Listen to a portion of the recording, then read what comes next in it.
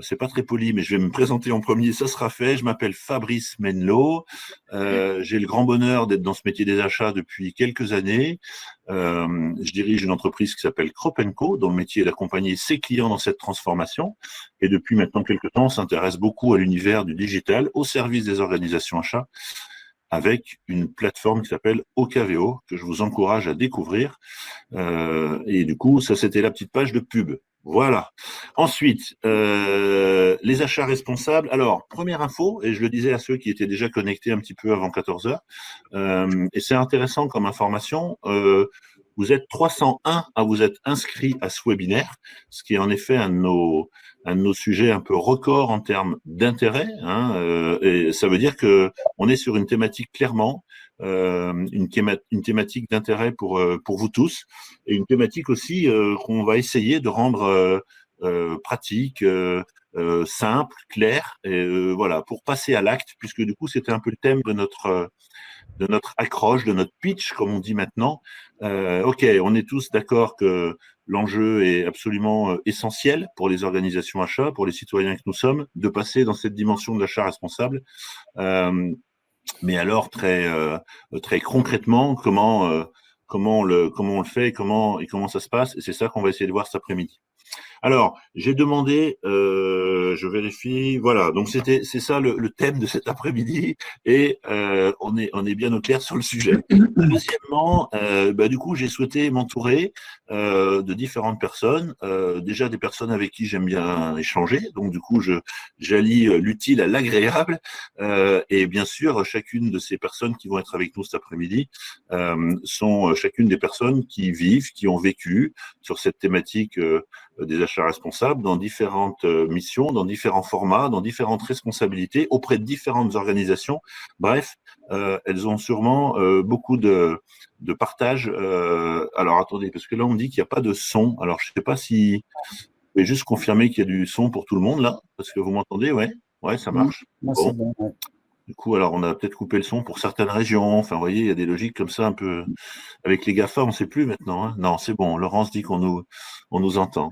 Alors désolé, ça veut dire que ceux qui ne nous entendent pas, c'est peut-être plutôt côté haut-parleur. Merci Sophie. Donc tout fonctionne. Donc je disais 3 invités pour cet après-midi. Donc j'ai décidé de les présenter très rapidement parce que maintenant, en tapant leur nom et leur prénom, avec une petite application qui monte qui s'appelle LinkedIn, vous saurez tout sur eux, où est-ce qu'ils ont fait leurs études, combien ils ont d'amis et ce qu'ils font. Donc du coup, vous irez chercher ça tranquillement. Mais donc du coup, on aura avec nous quand même Marie-Hélène Blanchet, qui est une jeune entrepreneur, puisque du coup, Marie-Hélène a décidé de se lancer dans l'aventure dans l'entrepreneuriat sur ce thème des achats responsables, voilà, et c'est elle qui va notamment, on va dire, animer le document, le fameux document qu'on a eu très peur qu'il ne soit pas téléchargeable. Donc Marie-Hélène a travaillé auparavant dans différentes organisations. Je retiens une expérience très marquante dont elle nous fera aussi partager au sein du Club Med, et notamment elle s'est occupée de performance, d'achat responsable. Voilà, et donc c'est Marie-Hélène qui animera cette présentation. Et puis on a également Juliette Guillemin-Dupy, que si vous êtes sur le thème des achats responsables, vous connaissez forcément tous. Voilà.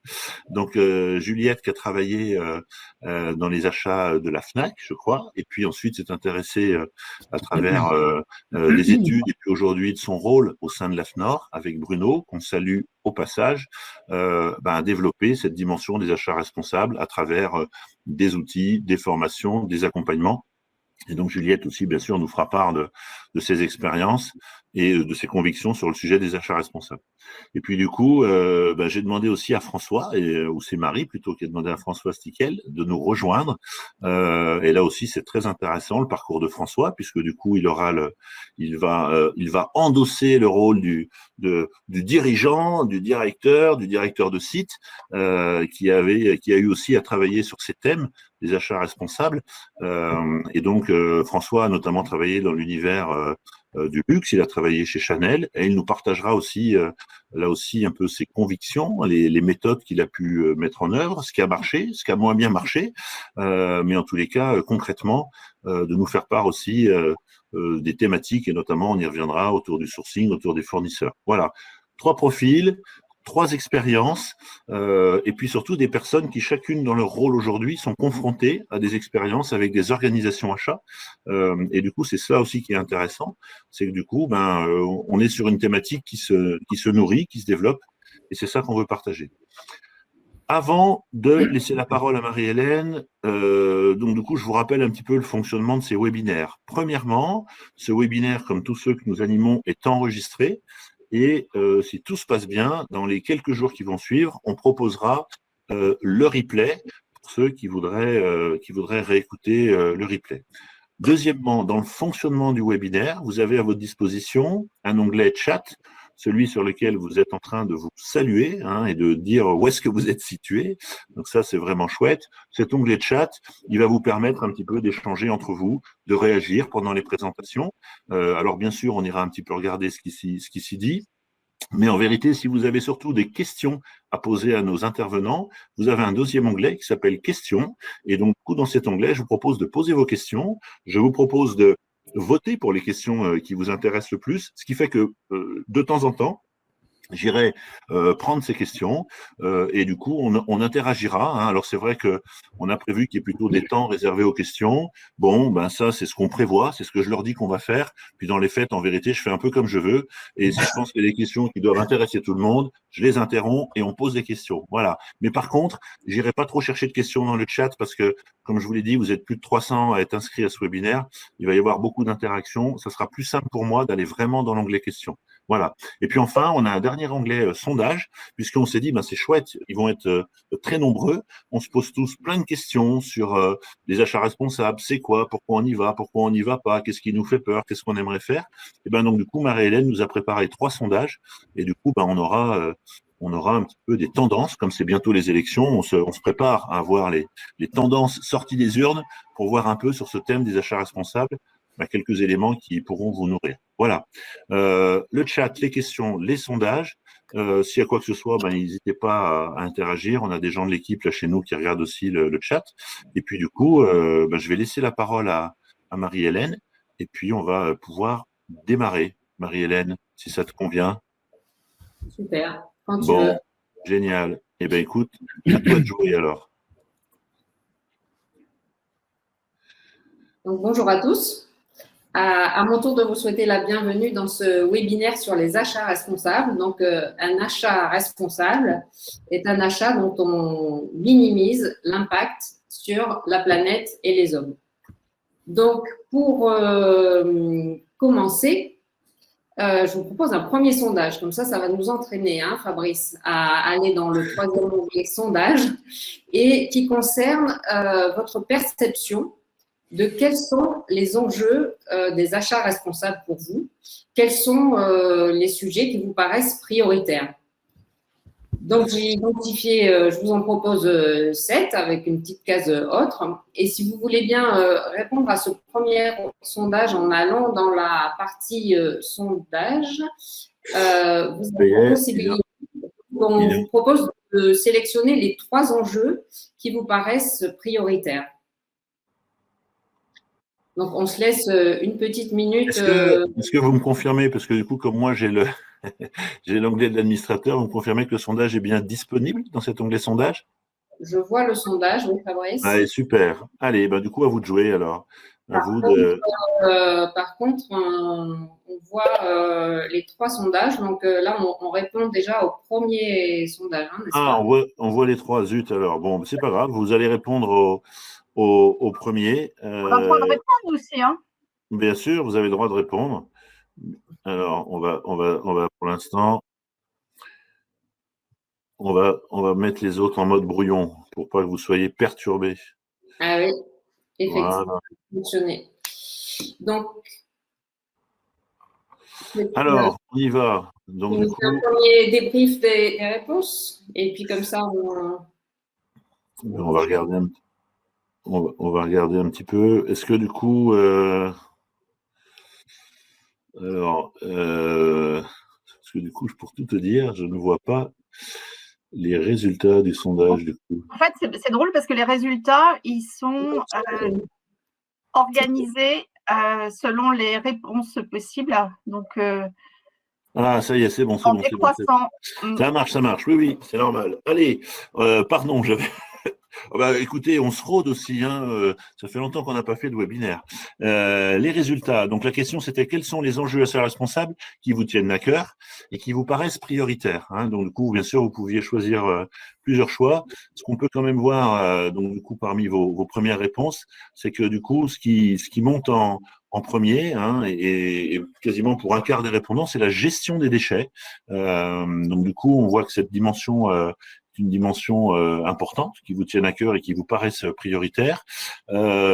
Juste derrière, on voit apparaître la dimension sociale et puis la pollution et les GES. Hein, donc déjà, il y a déjà un premier terme là que je ne sais pas si tout le monde est à l'aise avec la Marie-Hélène. Il faudra préciser ce que c'est que les GES. Le gaz à effet de serre.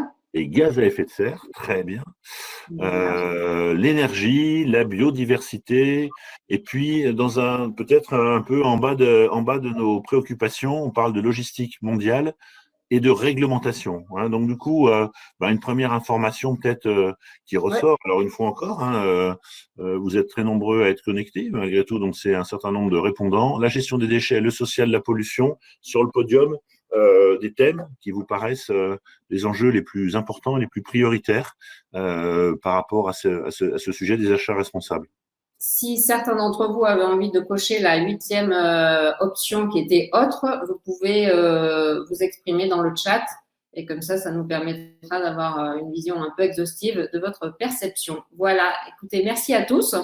J'aurai l'occasion de revenir sur ce résultat un petit peu plus tard. Et donc, si on doit faire des achats plus responsables, on est donc confronté à faire des choix. Et donc, les choix à titre personnel, déjà quand vous allez au supermarché, vous êtes confronté à faire des choix. Vous êtes devant le rayon kiwi et vous avez le kiwi néo-zélandais bio et le kiwi local qui n'est pas bio. Et donc là, vous commencez à vous poser tout un tas de questions pour faire le bon choix. Et à titre professionnel, c'est encore plus compliqué, puisque c'est plus compliqué qu'une histoire de kiwi. Et c'est d'autant plus important de faire le bon choix que comme vous représentez une organisation, votre choix aura un impact très important. La bonne nouvelle, c'est qu'il existe des outils et des méthodes pour vous accompagner dans ces choix. Par ailleurs, pour déployer une politique achat responsable au sein de votre organisation, j'ai identifié 8 thèmes que je vais vous présenter, que nous allons vous présenter aujourd'hui. Ces thèmes, les voici. Le premier est le thème de la politique achat qui doit être rédigée, alignée avec la stratégie de votre organisation et la rédaction d'une charte fournisseur. Le deuxième thème est de reconsidérer ces appels d'offres et de mettre la RSE au cœur de vos appels d'offres et de vos cahiers des charges. Le troisième thème concerne les relations fournisseurs, parce qu'on le verra, il faut entamer une démarche de progrès avec ses fournisseurs et aller petit à petit vers des achats plus vertueux. Le quatrième thème concerne la cartographie des risques, qui est un prérequis à la partie législation et la mise en conformité avec les lois.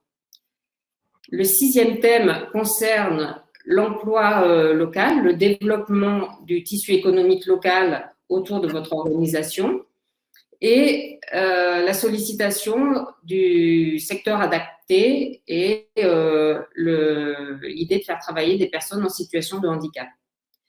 Et une fois qu'on a fait plein de choses formidables, se pose la question du reporting et du suivi de ces actions au travers d'indicateurs spécifiques aux achats responsables.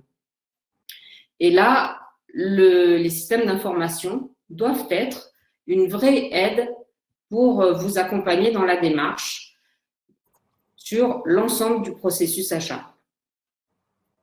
Donc, comme ça, on va développer tous ces thèmes. Mais comme ça, à froid, j'avais envie aussi de vous solliciter pour vous demander, au travers d'un sondage numéro 2, quels sont pour vous les thèmes qui vous paraissent les plus difficiles à adresser? Quels sont ceux sur lesquels aujourd'hui vous butez? Donc, ça me donnera l'occasion peut-être de creuser un peu plus un sujet ou un autre, soit au sein de ce webinaire, soit ensuite dans des échanges après la session, selon ce que vous aurez répondu. Donc, je vous laisse basculer. Si tu es prêt sur le sondage numéro 2. C'est parti. Bah, du coup, alors pour vous rassurer, hein, il n'y aura pas. Il n'y aura pas des sondages tout l'après-midi, mais du coup, c'était intéressant aussi pour éclairer ce point-là. Donc là, la question, on se donne 1 minute.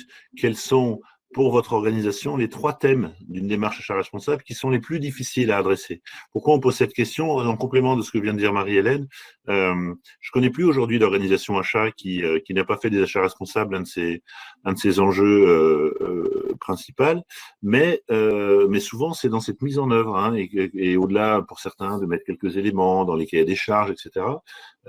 Comment ce passage à l'acte se fait et qu'est-ce qui fait qu'aujourd'hui on a un peu de complexité. Donc du coup, cette question, elle permet aussi de donner un peu de relief à ces difficultés.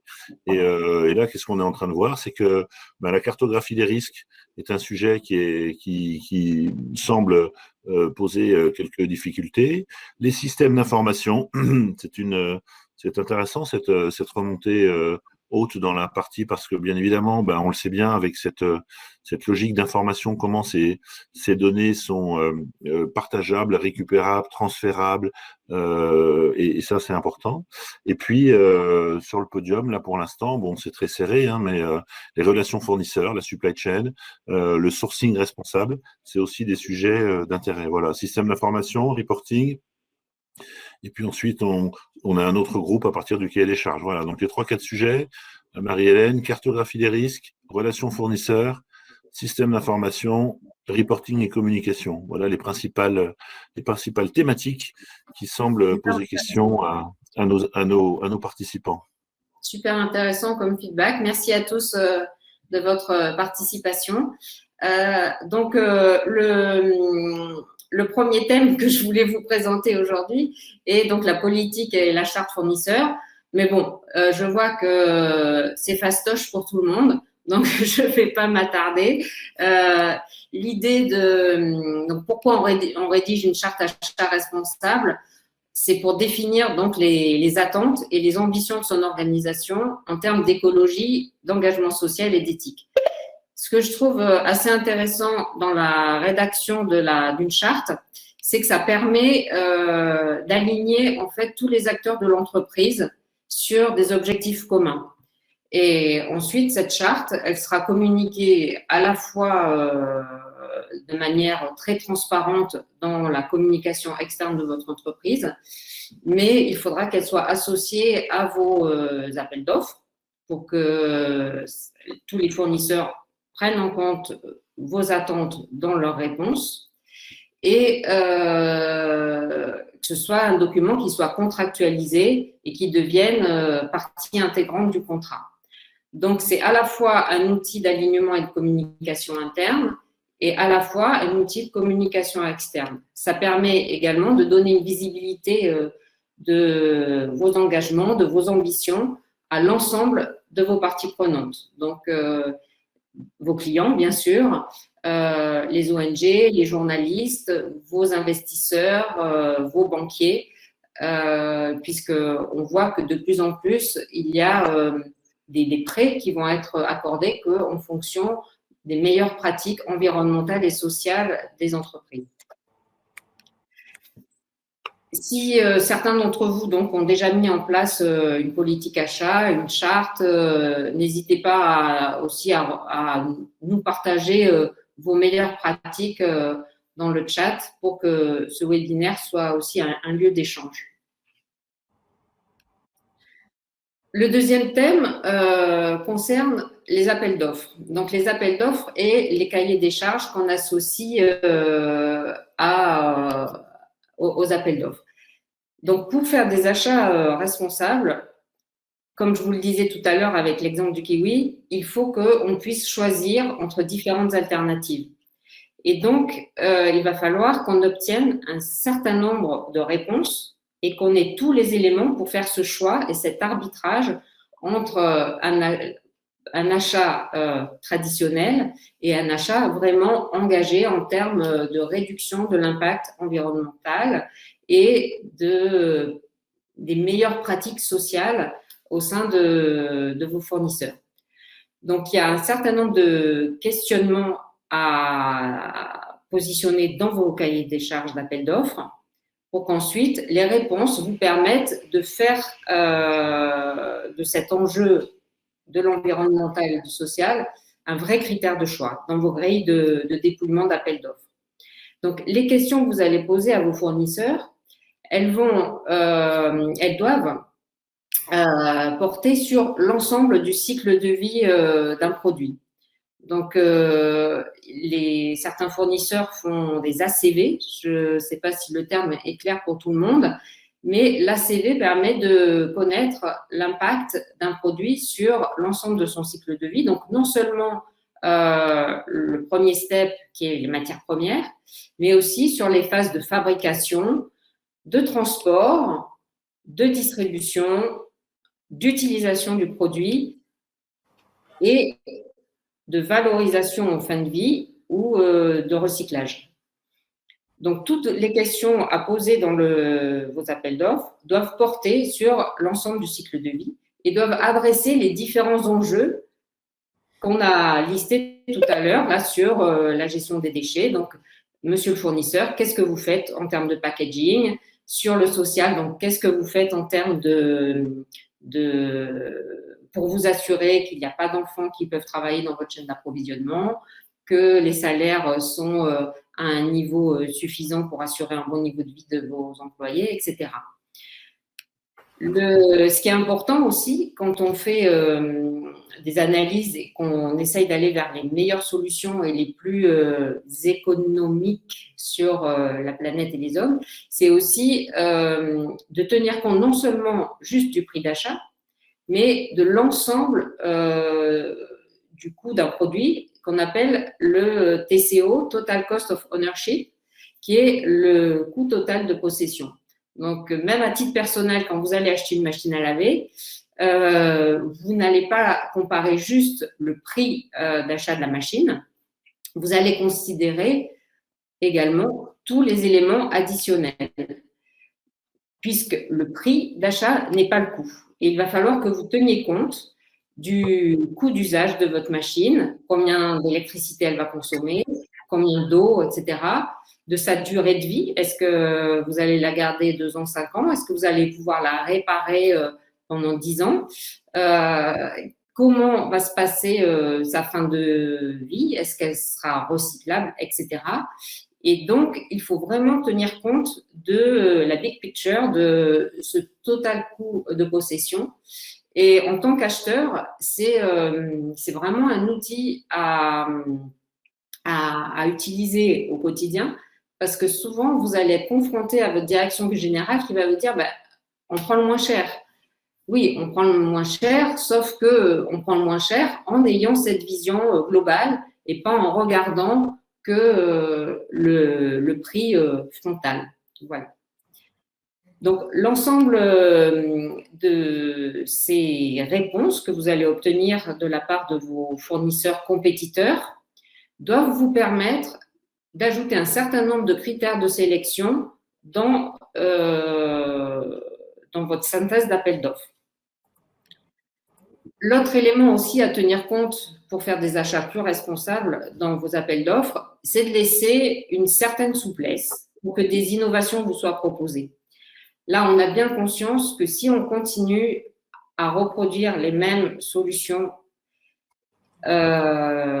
l'issue n'est pas favorable à des achats plus responsables. Là, on l'a vu en 2020, on a atteint le jour de basculement au mois d'août, c'est-à-dire qu'à partir du mois… C'est-à-dire qu'en août, on avait déjà, au niveau de la France, consommé plus que la planète n'était capable de renouveler. Donc, on voit bien qu'il faut qu'on change nos pratiques pour aller vers des solutions plus responsables. Et je pense qu'un des enjeux est de laisser une certaine souplesse dans les appels d'offres pour que les fournisseurs viennent vous proposer d'autres solutions et aussi viennent peut-être challenger vos demandes ou peut-être qu'ils vont vous proposer d'autres façons de gérer vos besoins. Peut-être que l'achat n'est pas tout, peut-être que vous pouvez louer. Vous connaissez tous cet exemple de la perceuse électrique qu'on achète et qui est en moyenne, je crois, utilisée 10 minutes sur toute sa vie. Et donc, l'idée, c'est qu'en termes d'achat professionnel, il nous faut éviter ce type d'achat. Quelquefois, il faut aller vers d'autres business models, peut-être plus de la location. Voilà, tout ça est analysé au cas le cas, évidemment, en fonction de vos besoins. Et c'est en laissant de l'ouverture et de la souplesse que vous permettrez à vos fournisseurs de revenir vers vous avec des meilleures pratiques. Et être aussi à l'écoute des fournisseurs, ça va leur permettre, c'est ça aussi une relation responsable avec son fournisseur, et c'est ça aussi qui va vous permettre de devenir le client préféré de vos fournisseurs. Et ça, c'est très, très important pour la pérennité de votre entreprise. Marie-Hélène, bon, c'est très intéressant. Alors, j'ai beaucoup de demandes sur le support. Certaines personnes voudraient pouvoir accéder au support. Je leur ai dit que pour l'instant, on n'avait pas prévu de le diffuser, mais que du coup, j'engagerai une négociation avec toi pour voir ce que nous pourrions proposer à tous les participants. C'est juste pour éviter que vous mettiez plein de questions sur ce sujet. C'est promis, je m'en occupe. On verra ce qu'on peut vous diffuser.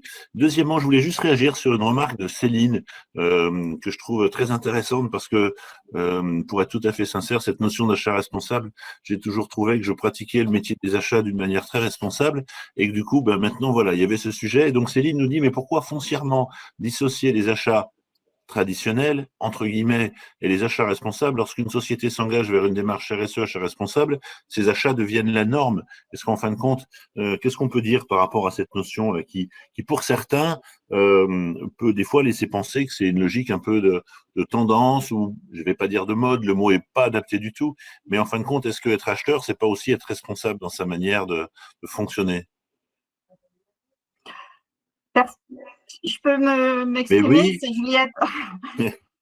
Personnellement, moi, je suis d'accord avec Céline, c'est-à-dire que cette notion d'achat responsable, elle me plaît pas trop parce que pour moi, effectivement, acheter responsable, c'est acheter tout court et ça fait partie en fait de l'ADN du métier d'acheteur. Alors c'est vrai que jusqu'à encore quelques années, on demandait avant tout aux acheteurs d'avoir la responsabilité financière vis-à-vis des fournisseurs avec lesquels ils travaillaient, pour sécuriser les coûts et puis répondre aux besoins en fait des clients internes. Mais de plus en plus, ce qui est intéressant, c'est que le métier d'acheteur est en train d'évoluer avec des responsabilités beaucoup plus larges qui sont celles qu'on aborde aujourd'hui dans ce webinaire, qui sont aussi liées justement, comme l'expliquait Marie-Hélène, à l'impact et aux externalités positives et négatives que peut avoir l'achat d'un produit ou d'une prestation de service sur l'environnement et les aspects sociaux.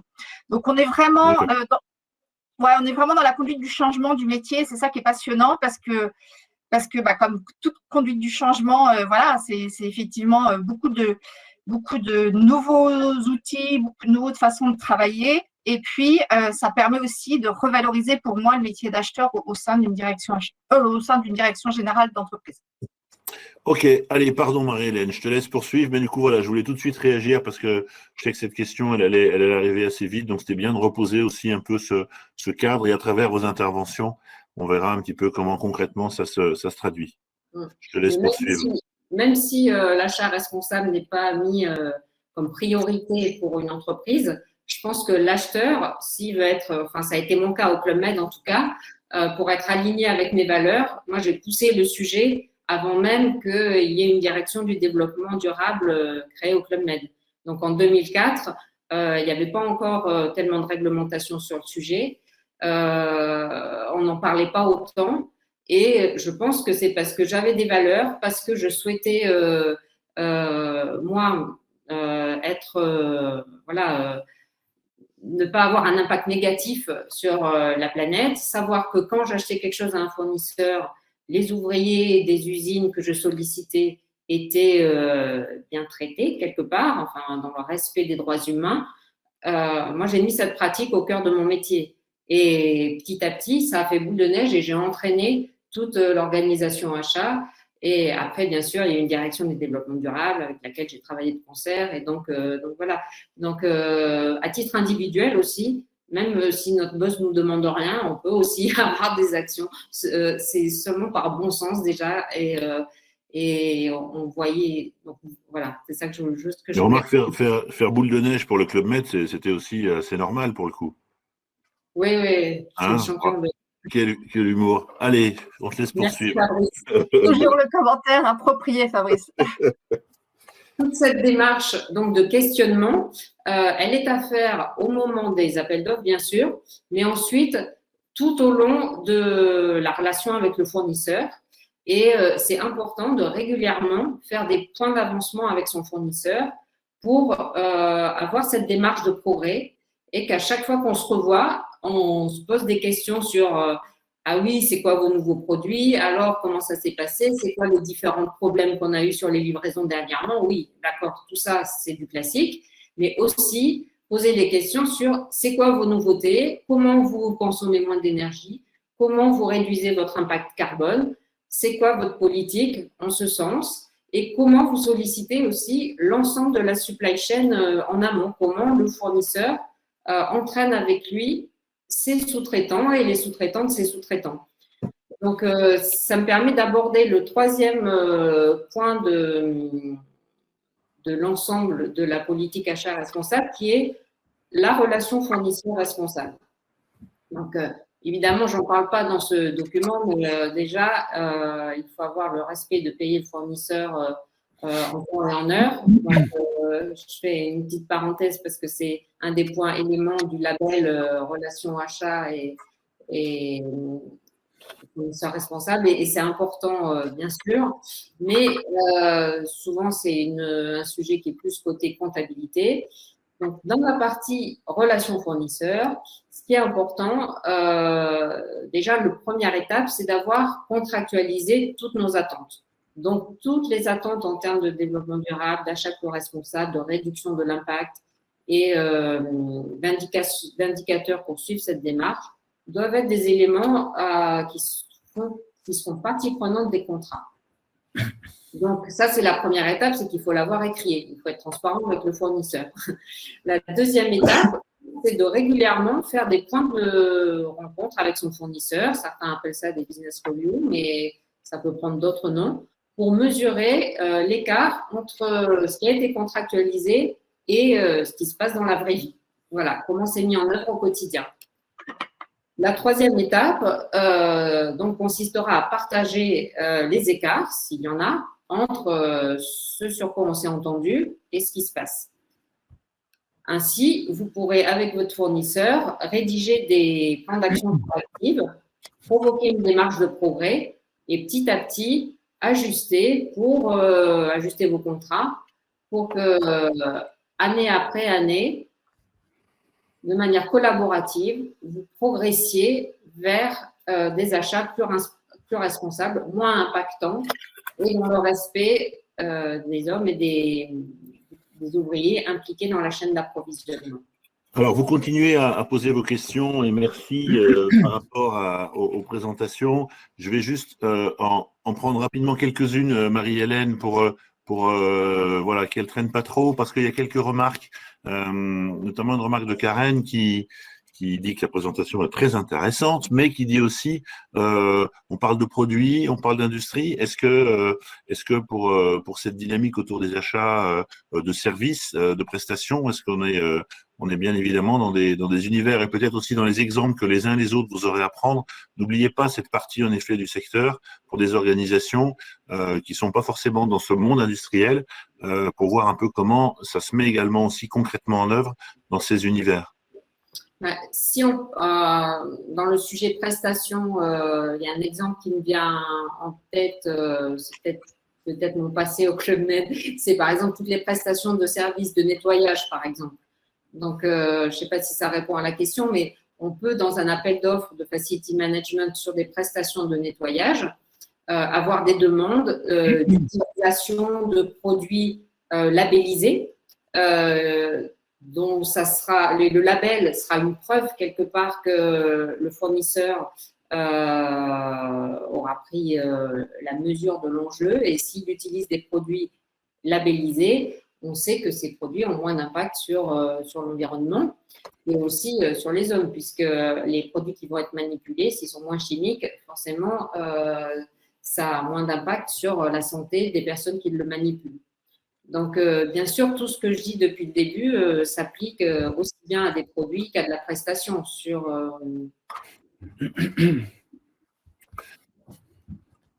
C'était un exemple. Il y en a plein d'autres d'exemples en prestation de services et que bien sûr, toutes les entreprises du secteur tertiaire sont concernées également par cette démarche-là, ne serait-ce que dans les achats de fonctionnement en achat direct et puis après lié à la prestation, à la réalisation de la prestation en elle-même. Sur la partie donc, plan de progrès, là, je vais justement passer la parole à François, qui a une super expérience à nous partager sur comment il a justement mis en œuvre un plan de progrès avec toute une chaîne d'approvisionnement sur un domaine particulier. Je te passe la parole, François. Oui, merci Marie-Hélène. Bonjour à tous. Moi, je voulais, pour démarrer en introduction de l'exemple que je vais vous présenter aujourd'hui, enfoncer quelques portes ouvertes. Tout d'abord, pour rappeler que vous êtes bien placé pour le savoir, l'achat représente très très souvent une part importante de la valeur ajoutée du produit final. En tant que donneur d'ordre, les acheteurs ont une vraie capacité d'influence et de mise en mouvement des fournisseurs entre les mains. Ça, c'est le second point. Le troisième, c'est qu'il y a des enjeux environnementaux et sociaux qui sont cruciaux sur la supply chain amont. En général, cette supply chain amont se trouve souvent dans des pays qui sont moins développés que le nôtre, donc les enjeux sont d'autant plus forts. Et puis enfin, le métier d'acheteur, par l'intégration de ces nouveaux enjeux, devient plus complexe, mais du coup beaucoup plus riche. Donc, comme l'a expliqué Marie-Hélène, il est vraiment indispensable de développer la relation fournisseur avec les fournisseurs de rang 1, d'une façon qui soit robuste, qui soit contractuelle et où chacun progresse de son côté. Ça, c'est vraiment le contrat de base sur lequel tout le monde va pouvoir s'appuyer. Mais pour aller plus loin, il existe également tout un champ de relations, en fait, de coopération, cette fois-ci, qui seront plus difficiles à contractualiser dans le contrat de base, mais qui correspondent à des actions qui sont partagées où le jeu va pouvoir s'élargir. Si je prends quelques exemples, pour ce qui concerne le carbone, l'entreprise et ses fournisseurs locaux, par exemple, peuvent engager ensemble des programmes d'achat d'énergie renouvelable qui ne pourraient pas engager seuls compte tenu de leur consommation. Un autre exemple sur l'économie circulaire, là vous citiez la préoccupation des déchets au premier sondage. Un exemple concret de travail commun sur des emballages navettes réutilisables entre le fournisseur et son client peut très bien être engagé dans de nombreuses situations et apporter des résultats concrets. Puis enfin, sur le sourcing responsable, on va voir un exemple concret un peu plus loin, donc j'en parle dans la suite. Merci Marie-Hélène. Donc sur le sourcing, très rapidement, la première étape selon moi, c'est vraiment de cartographier vos filières. Marie-Hélène et Juliette en parleront tout à l'heure beaucoup plus en détail. Selon les grandes familles de filières, le fossile, l'animal, le végétal, le minéral, qu'on utilise classiquement dans la cosmétique, et le contexte de chacune des filières, en fait, votre capacité d'influence va être plus ou moins forte. Et idéalement, pour chacune des étapes de la filière, il faudrait suivre un process assez standard d'investigation, c'est-à-dire connaître la traçabilité, faire l'état des lieux, enclencher les actions d'amélioration, et puis après, se fixer comme objectif les meilleures pratiques qui sont aujourd'hui quand même assez largement partagées.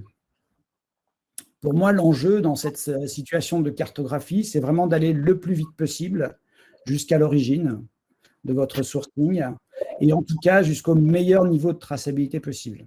Parce que de cette façon-là, vous allez pouvoir avoir une meilleure visibilité sur les risques et donc agir là où c'est le plus pertinent. Et aujourd'hui, en tout cas, ça a été mon expérience, la plus grande difficulté, c'est que les informations de traçabilité, elles sont souvent présentées par vos fournisseurs de rang 1 comme étant des informations confidentielles parce que considérées comme de nature compétitive, en fait. Après, il peut y avoir, tout le monde le sait, des raisons moins avouables. L'absence de transparence permet parfois de conserver une bonne image, de masquer des risques, de regarder là où en fait on a déjà fait le ménage, où il y a la lumière, et ne pas regarder là où ça va moins bien. Donc, ce que je vous propose aujourd'hui, c'est de partager maintenant un exemple, l'exemple de la filière du mica en Inde et du travail qu'on a pu réaliser à l'époque avec d'autres acteurs de la cosmétique. Donc la filière mica, les enjeux, quels sont-ils? L'Inde, tout d'abord, c'est la plus grande source de mica au monde. C'est environ 150 000 tonnes de mica qui sort du pays par an. Donc, vous voyez sur la photo de gauche à quoi ressemble le mica. Là, dans la main qui est tendue, c'est des petites feuilles. Donc ce mica, il provient principalement des États indiens, du Bihar et du Jharkhand, qui sont à l'est de l'Inde. C'est une région qui est excessivement pauvre et la main-d'œuvre du mica vit dans des villages qui dépendent quasi exclusivement de ces extractions et cette collecte de mica. Et c'est dans ces régions-là, il y a un accès très limité à l'éducation, aux soins de santé et aux services gouvernementaux. Alors, c'est un minéral, vous le voyez sur la description de la supply chain simplifiée qui est à l'écran. C'est un minéral qui est utilisé dans de nombreuses industries, pétrole, construction, l'automobile, l'électronique, la peinture, les plastiques et les encres, et les cosmétiques. Pour le cosmétique, par exemple, c'est utilisé comme un support de pigment pour faire des paillettes. Ce sont les paillettes que vous trouvez dans des rouges à lèvres ou dans des fonds de teint. Voilà, donc il y a divers facteurs sur cette supply chain qui contribuent à des très mauvaises conditions de travail, notamment le recours au travail des enfants. Donc sur ces enjeux, si on doit retenir 3 chiffres, c'est 90% de la collecte et de l'extraction ne sont pas légalisés, ce qui est quand même un vrai sujet. Vous avez 7 grandes filières donc, utilisatrices de ce mica. Et dans ces régions, il y a environ 400 villages, donc ça fait à peu près 20 000 enfants qui sont potentiellement concernés par cette problématique. Ça, c'est l'état de la filière. Alors, du point de vue des marques, à l'époque, quelle était la situation? Bien, écoutez, tout d'abord, c'était un volume d'achat des marques qui était relativement faible, donc un pouvoir d'influence via les fournisseurs qui était très, très faible. Une situation sur le terrain que je viens de décrire qui est extrêmement difficile. Des marques, on va en parler après, qui sont fortes et donc qui sont visées par les médias, même si la cosmétique ne représente qu'une faible part des volumes. Et puis des fournisseurs de rang 1 qui ne reconnaissent pas la réalité de la situation. Voilà. Et qui disent « chez moi, tout va bien ». Donc on va voir maintenant comment est-ce que l'action a pu se dérouler. Marie-Hélène, si tu peux, merci. Donc, il faut savoir qu'en fait, en 2008, je vais remonter un petit peu avant 2009, en 2008, il y a eu la création du NRSC.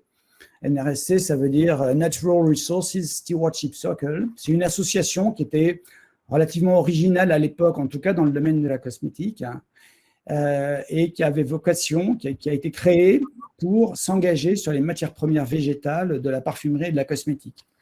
Et cette association, elle incluait des marques, différents fournisseurs de matières premières et quelques acteurs locaux de la supply chain.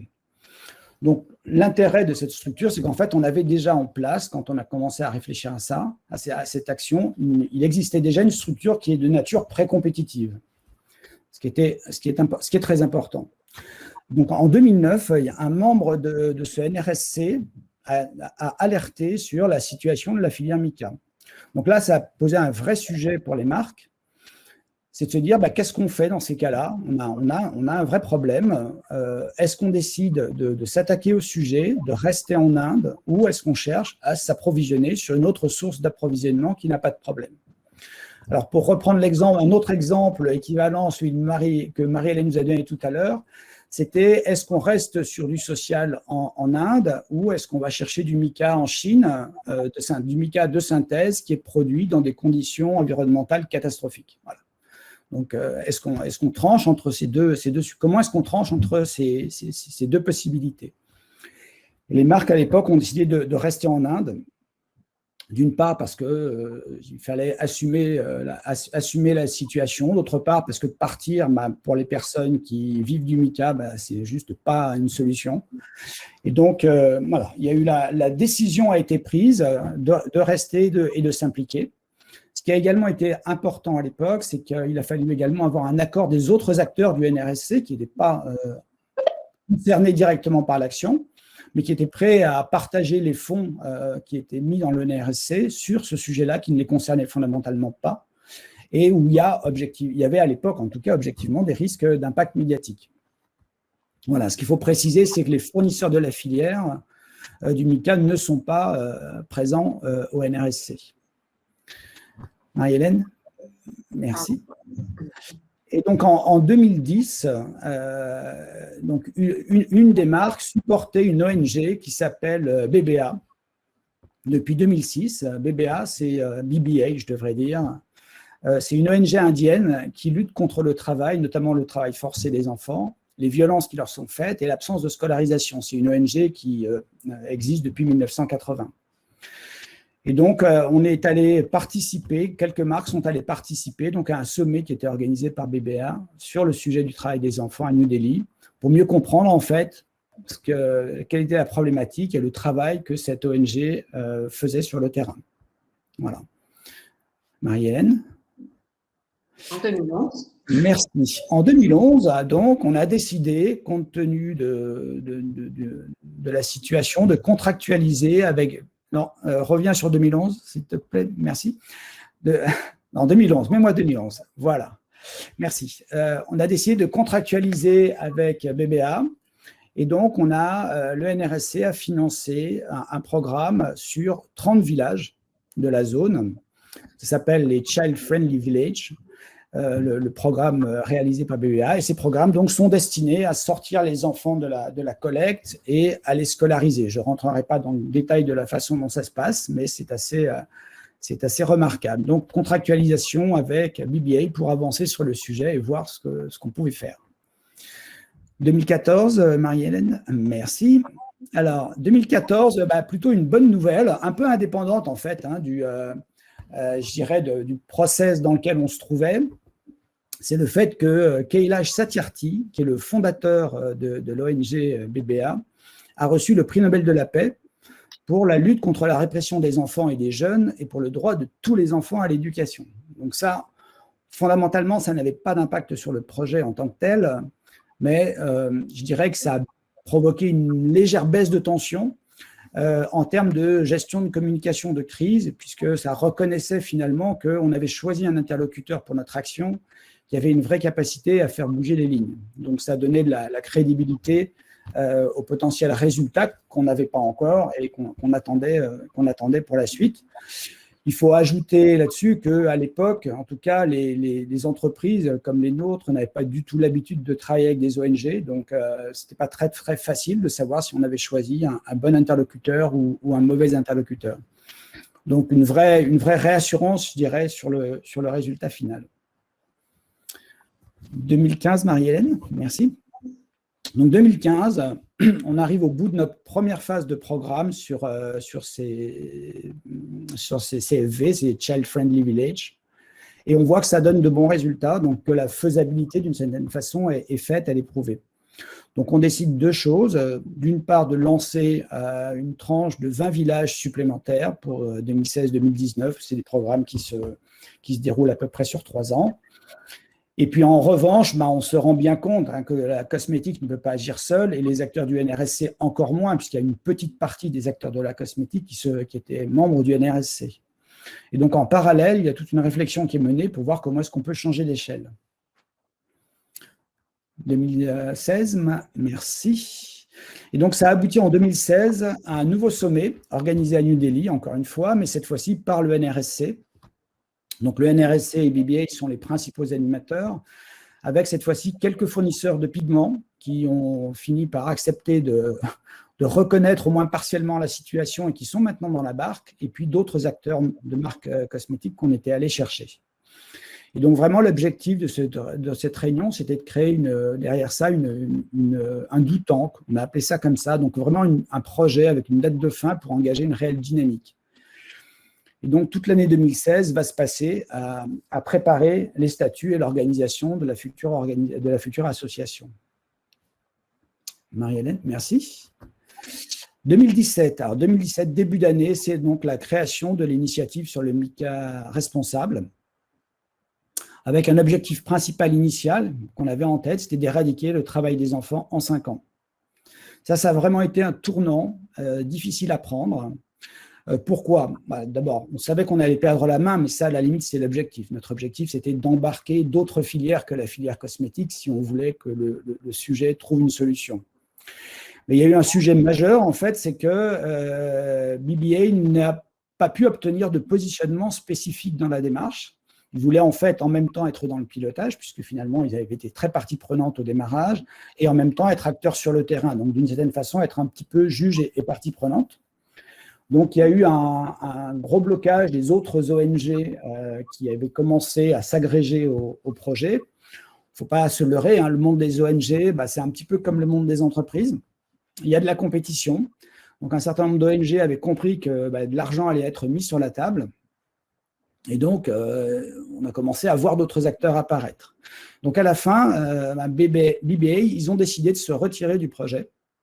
Donc ça a été vraiment un gros point d'interrogation, une vraie bascule, c'est de se dire, voilà, est-ce que les autres acteurs sauront faire aussi bien que BBA sur le terrain?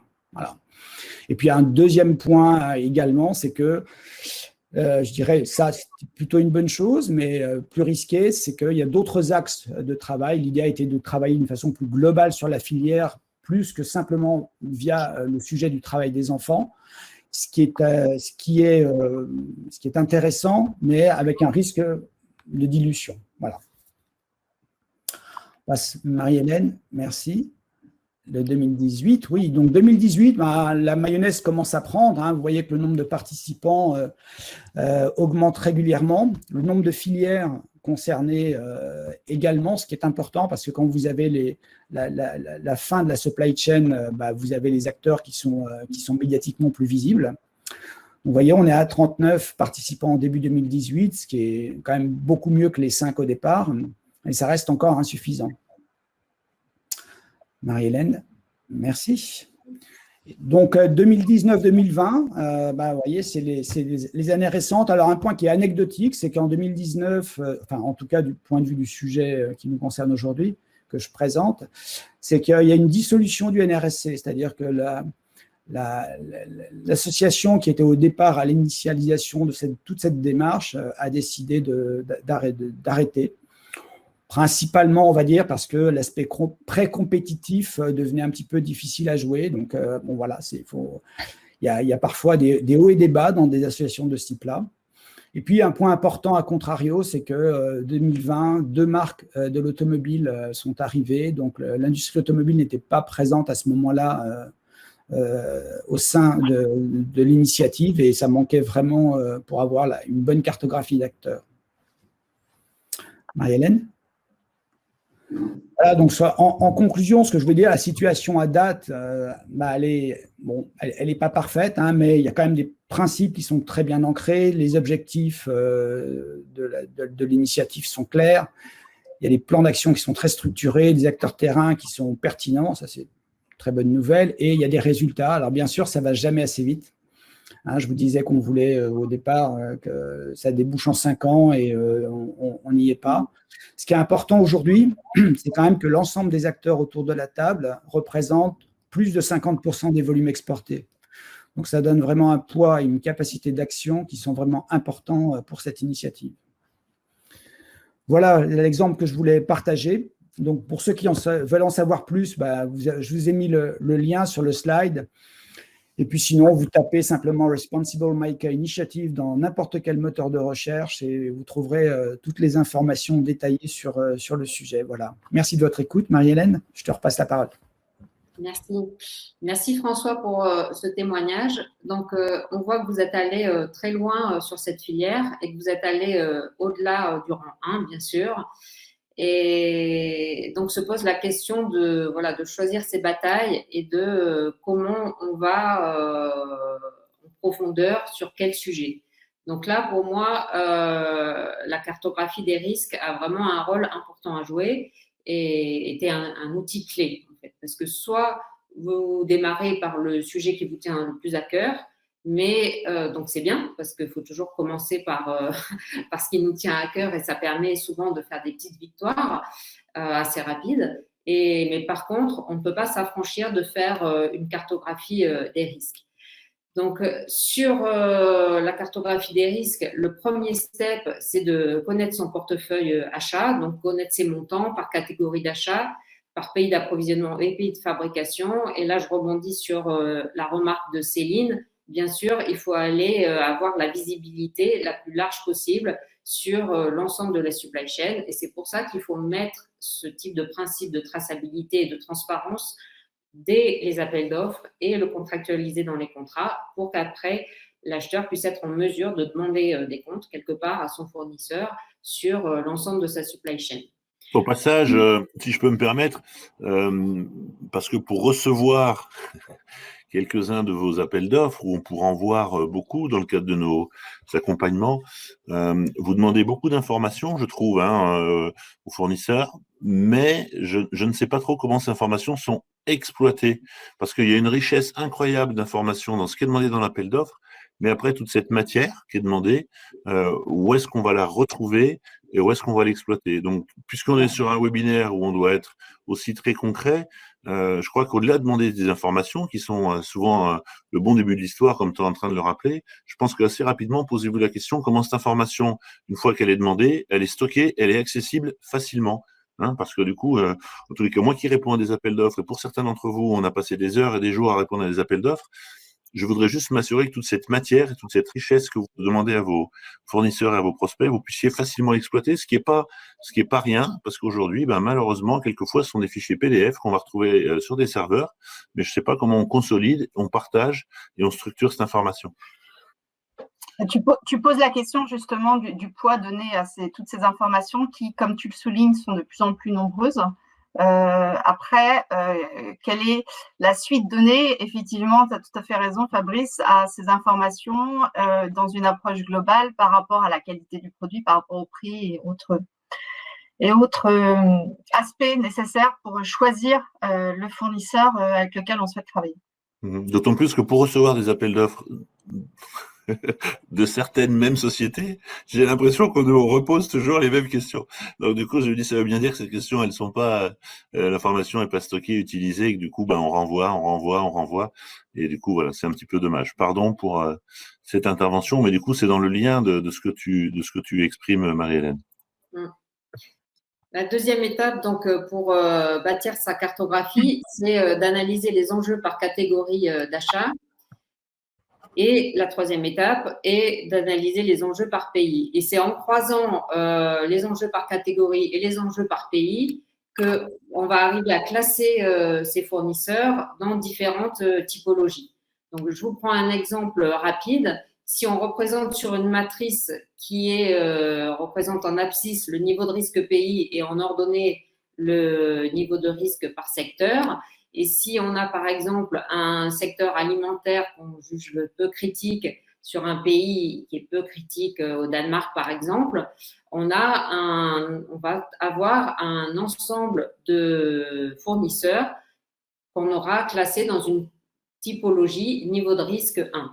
A contrario, si je prends un autre exemple, dans le secteur de la construction en Somalie, on sait que d'une part, la construction, il y a des enjeux RSE très importants et la Somalie, des enjeux pays importants. Donc, on va avoir une liste de fournisseurs qui seront dans ce niveau de risque élevé, qu'on peut appeler 4 par exemple. Donc, c'est un exemple, mais vous allez avoir comme ça une classification par typologie de niveau de risque de l'ensemble de vos fournisseurs.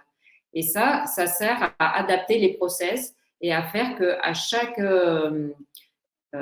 criticité, à chaque niveau de criticité, vous allez adapter votre suivi fournisseur. Donc, par exemple, pour un niveau de risque numéro 1, vous allez juste faire un recueil d'informations d'une charte ou d'un engagement de vos fournisseurs. Pour un niveau de risque plus élevé, vous allez être encore plus rigoureux sur le processus de sélection. Vous allez ajouter des clauses spécifiques Pour un niveau de risque plus élevé encore, vous allez faire un contrôle documentaire très fin, soit en interne, soit en vous appuyant sur des structures externes type EcoVadis ou type AFNOR ou autre, et à un niveau vraiment très critique. Et j'imagine que ça a été le cas pour François. Il a jugé que le MICA, c'était très critique, donc il est parti sur une démarche très en profondeur, d'aller auditer les fournisseurs, d'aller faire appel à des cabinets d'audit éventuellement, et aussi quand on veut faire bouger des choses. Il y a l'exemple de François sur le MICA. Moi, je peux aussi citer l'exemple de ICS, Initiative for Compliance and Sustainability. C'est une association qui aussi regroupe différents acteurs du marché. L'idée étant que quand on se groupe à plusieurs, ben, on a d'une part plus de poids pour faire bouger les choses, et d'autre part, si on fait des audits et qu'on peut se les partager, ça évite de mettre une trop grande pression sur les fournisseurs tout le temps. Donc, quand on met en place une cartographie des risques comme ça, l'idée, c'est de la suivre aussi annuellement et de mettre en œuvre des plans d'action pour corriger le tir s'il y a des déviances par rapport à nos objectifs. Donc, au démarrage, on peut se lancer en faisant l'exercice sur des fichiers Excel. Mais on s'aperçoit assez rapidement que si on veut un vrai suivi de ces plans de progrès et si on veut faire un suivi pluriannuel, c'est très important d'aller chercher des outils plus robustes et qui permettent d'industrialiser toute cette démarche. Et ça me permet de passer la parole à Juliette, qui va vous expliquer en quoi l'AFNOR peut être un super outil pour, avec des vraies bases de données adossées à la démarche. Merci beaucoup, Marie-Hélène. Oui, c'est bon, vous m'entendez? C'est bon? Ok, super. Merci beaucoup, Marie-Hélène. Bonjour à ceux qui se sont connectés un peu plus tard. En fait, moi, j'ai d'abord accepté avec grand plaisir cette invitation de participer à ce webinaire et j'ai proposé à Marie-Hélène et Fabrice et François de m'exprimer sur le sujet de la cartographie des risques et surtout de la maîtrise, d'identification et de la maîtrise des risques RSE liés en fait à la chaîne d'approvisionnement. Beaucoup de raisons. D'abord parce que c'est un sujet quand même, depuis que je suis arrivée à l'AFNOR il y a à peu près 3 ans, c'est un sujet qui est quand même sur la première préoccupation des directions achats. Il y a eu effectivement la loi sur le devoir de vigilance qui est sortie en avril 2017, qui a beaucoup développé en fait et mis sur le devant de la scène ce sujet-là, la loi Sapin 2, la sortie de la norme ISO 20400 sur les achats responsables, qui est une norme de recommandation et qui n'est pas certifiable. Bref, le contexte global réglementaire et normatif a fait que c'était vraiment un sujet relativement important. Et on s'aperçoit effectivement que la gestion des risques, finalement, qu'elle soit financière, qu'elle soit des risques de dépendance économique et de plus en plus aussi des risques RSE, est vraiment un des sujets au cœur des préoccupations des directions achats. Et ça tombe bien puisqu'il semble que c'est un des sujets que vous avez le plus de mal à adresser suite au petit sondage qu'on a réalisé tout à l'heure. Alors, pourquoi finalement gérer ces risques? D'abord, quand l'achat représente entre eux, alors ça dépend entre les entreprises de prestation de services et les entreprises de l'industrie, mais on dit qu'en général, les achats représentent entre 50 et 60% du chiffre d'affaires. On comprend bien l'impact que peut avoir un dommage, par exemple, sur une chaîne d'approvisionnement et puis l'impact que peut avoir des achats responsables pour alimenter une ambition RSE d'une entreprise. Et puis, bien sûr, une direction achat, c'est finalement une direction avec beaucoup de parties prenantes autour. Et l'objectif, c'est aussi de pouvoir répondre à l'ensemble de ces parties prenantes. Donc là, je vous en ai listé un certain nombre. Tout d'abord, bien sûr, d'être en capacité de répondre aux attentes clients, qu'ils soient le consommateur final. On sait que de plus en plus, les consommateurs, Marie-Hélène parlait du kiwi tout à l'heure, mais plein d'exemples. Maintenant, les consommateurs sont quand même attentifs à tous ces enjeux-là et puis se mettre en capacité de répondre aux appels d'offres quand on est en B2B. Et Fabrice le soulignait tout à l'heure, on voit que de plus en plus dans les appels d'offres, donc vous êtes acheteur, mais votre entreprise peut être aussi fournisseur d'autres clients. Donc, c'est important aussi de se mettre en capacité de répondre aux appels d'offres. La deuxième raison, je l'ai dit, c'est tous les enjeux réglementaires et normatifs, d'être en capacité de pouvoir être compliance par rapport à ces sujets-là. Il faut savoir que la loi sur le devoir de vigilance version française qui concerne sur le papier que les entreprises de plus de 5000 personnes, dans la réalité, en fait, nous, on a beaucoup de clients qui sont de taille beaucoup plus petite parce qu'effectivement, ils sont fournisseurs de grands groupes de cette échelle-là. Et puis également, la loi sur le devoir de vigilance est en train d'être portée au niveau européen.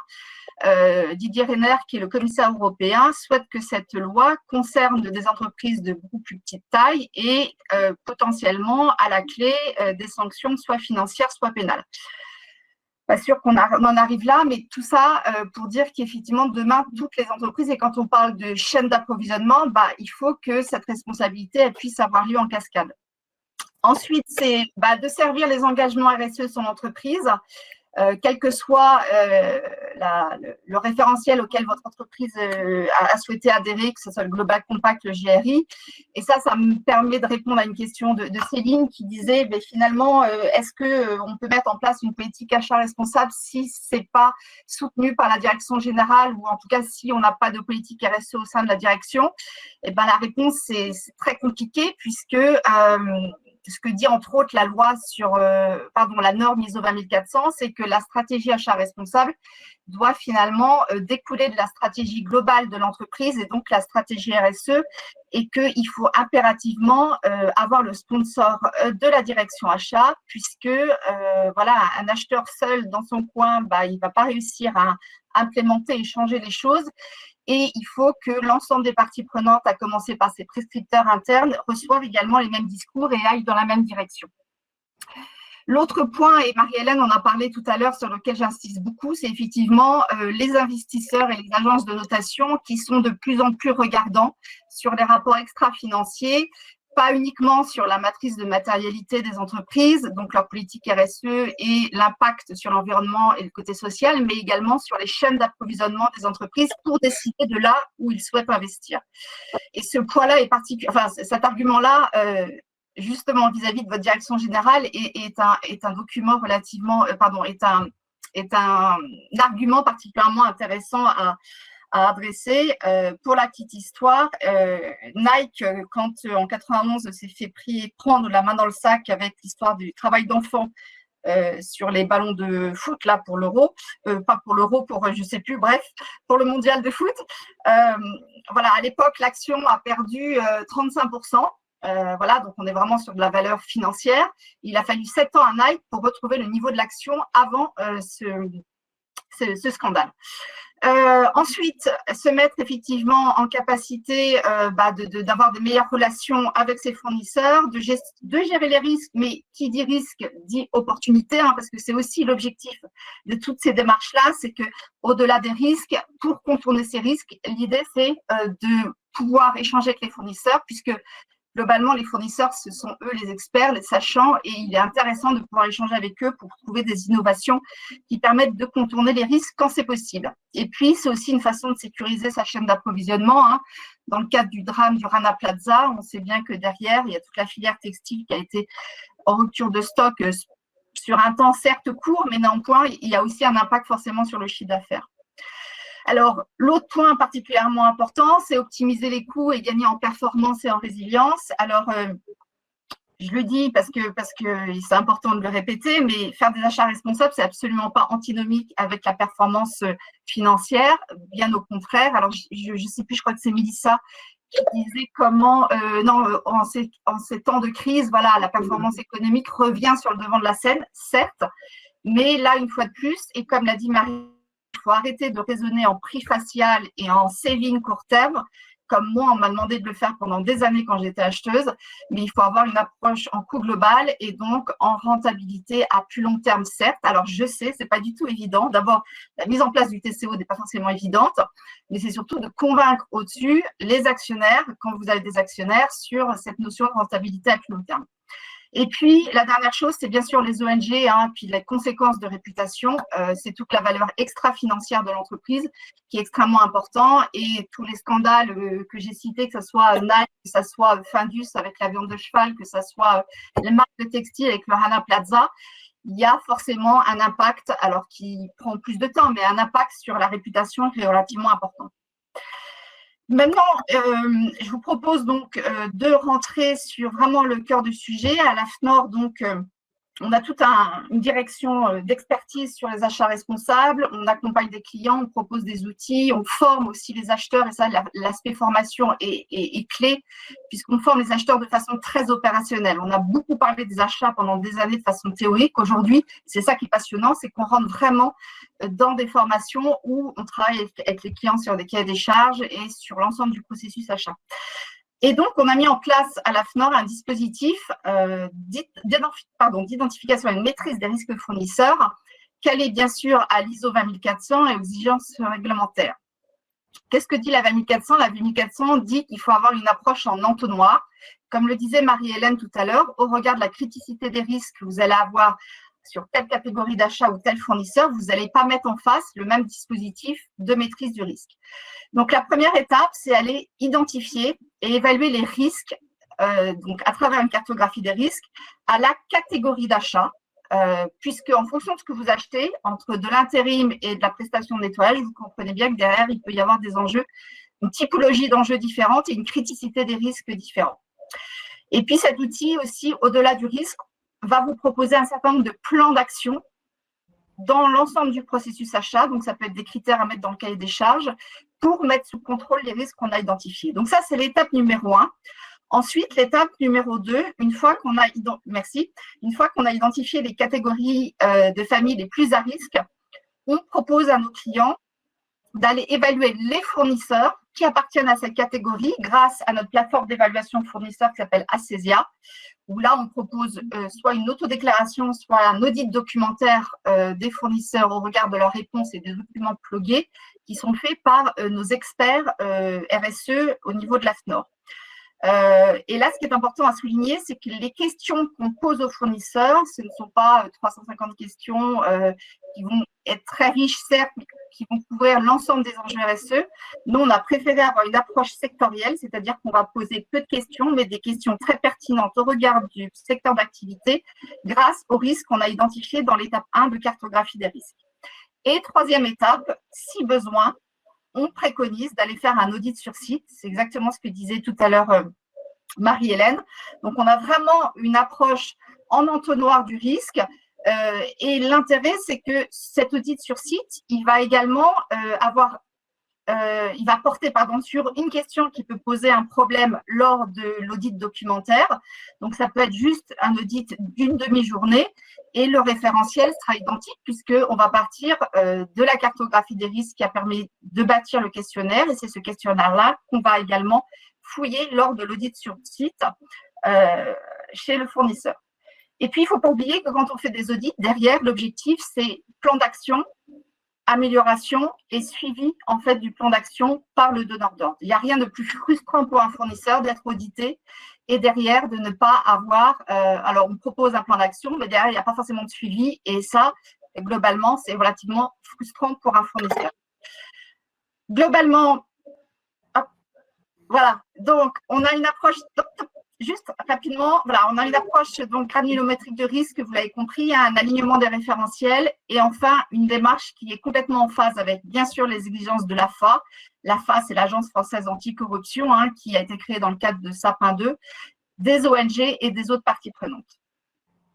Alors, notre outil, c'est Bruno Frel, le collègue avec lequel je travaille à l'AFNOR, qui l'a créé il y a 3-4 ans. Bien sûr, pour ça, il est parti sur la recommandation de 3 normes, la 31 000 qui est le système de management des risques qui est certifiable, la 26 000 qui est celle sur la RSE qui n'est pas certifiable et la 2400 sur les achats responsables. Ce qui est intéressant à dire, c'est que ce projet il a été initié en collaboration avec 4 banques. Donc là, on répond complètement à la question de la dame sur, je ne me rappelle plus, c'était Céline ou bref, sur effectivement, est-ce que uniquement les entreprises d'industrie sont concernées? Ben non. 4 banques qui se sont dit finalement, on achète peu ou prou les mêmes produits, donc on va se mettre ensemble et on va essayer de trouver un outil de cartographie des risques. Donc ça, la première chose, c'est que l'approche filière est très intéressante. Voilà, n'hésitez pas à échanger avec vos concurrents ou des filières proches, puisque l'échange de bonnes pratiques est quand même relativement intéressant. Et puis l'autre chose que je voulais souligner, c'est que dans cette réalisation, dans ce travail en fait d'ébauche de l'outil, était présent autour de la table l'ensemble des parties prenantes. Et je sais que je crois que c'est Mélissa qui a posé une question de comment intégrer justement les parties prenantes dans la construction de la cartographie des risques.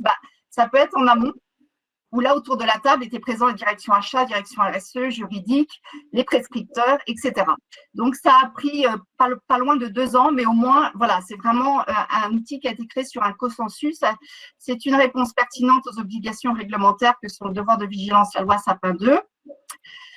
L'approche, donc, voilà, l'approche en fait de la cartographie des risques, donc il y a 2 clés d'entrée, c'est une clé d'entrée par catégorie d'achat. Là, on n'est pas encore au niveau fournisseur. Pourquoi catégorie d'achat? Parce qu'en fonction de ce que vous achetez, la typologie, la criticité des risques va varier.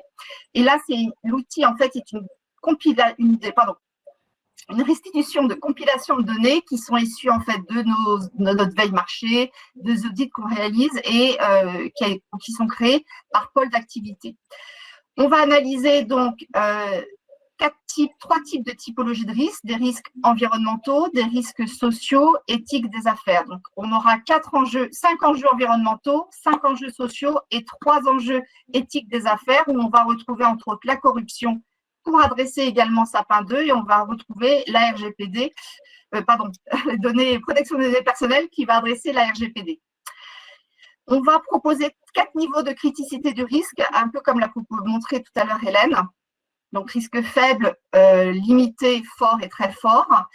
Et au-delà, en fait, de l'analyse à la catégorie d'achat, on va également analyser le risque pays. Donc, l'ensemble de ces catégories vont être également pondérées à la hausse ou à la baisse par le risque, la provenance du fournisseur.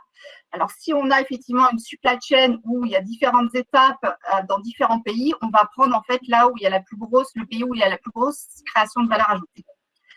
Dernière chose importante à dire, c'est que le risque est analysé sur l'ensemble du cycle de vie du produit, donc de l'extraction de la matière première, si on parle d'industrie, jusqu'à la fin de vie en passant par le consommateur. Et là, tu peux passer, Marie-Hélène. Donc, cette approche cycle de vie est très importante puisque l'objectif, c'est effectivement, quand on parle de MICA, c'est de remonter jusqu'au début de la chaîne. C'est une façon d'adresser aussi la fameuse notion de responsabilité en cascade, mais il y aura d'autres moyens également de l'adresser. Bruno a vraiment voulu que cet outil soit reviens juste un petit peu avant, s'il te plaît. Bruno a juste voulu en fait cet outil soit vraiment un outil opérationnel, autoportant pour l'acheteur, parce que globalement, on ne demande pas aux acheteurs d'être des experts RSE, mais par contre, on leur demande d'avoir une meilleure maîtrise des enjeux RSE par rapport aux fournisseurs qu'ils engagent pour leur société. Et donc, c'est la raison pour laquelle cet outil va proposer également un certain nombre de plans d'action à mettre en place par famille d'achat, qui va permettre finalement à l'acheteur de gérer son risque résiduel ou de piloter son risque net ou résiduel. Alors, cet outil, c'est un outil qui a été développé sous une plateforme web.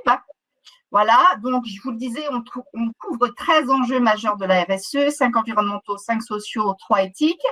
Aujourd'hui, on couvre plutôt 400 catégories d'achats qui ont été déployées. Donc, il y a tous les achats indirects forcément qui ont été déployés et en fonction des clients qu'on gagne, voilà, on couvre de plus en plus de secteurs d'activité. On analyse 170 pays en termes de criticité des risques.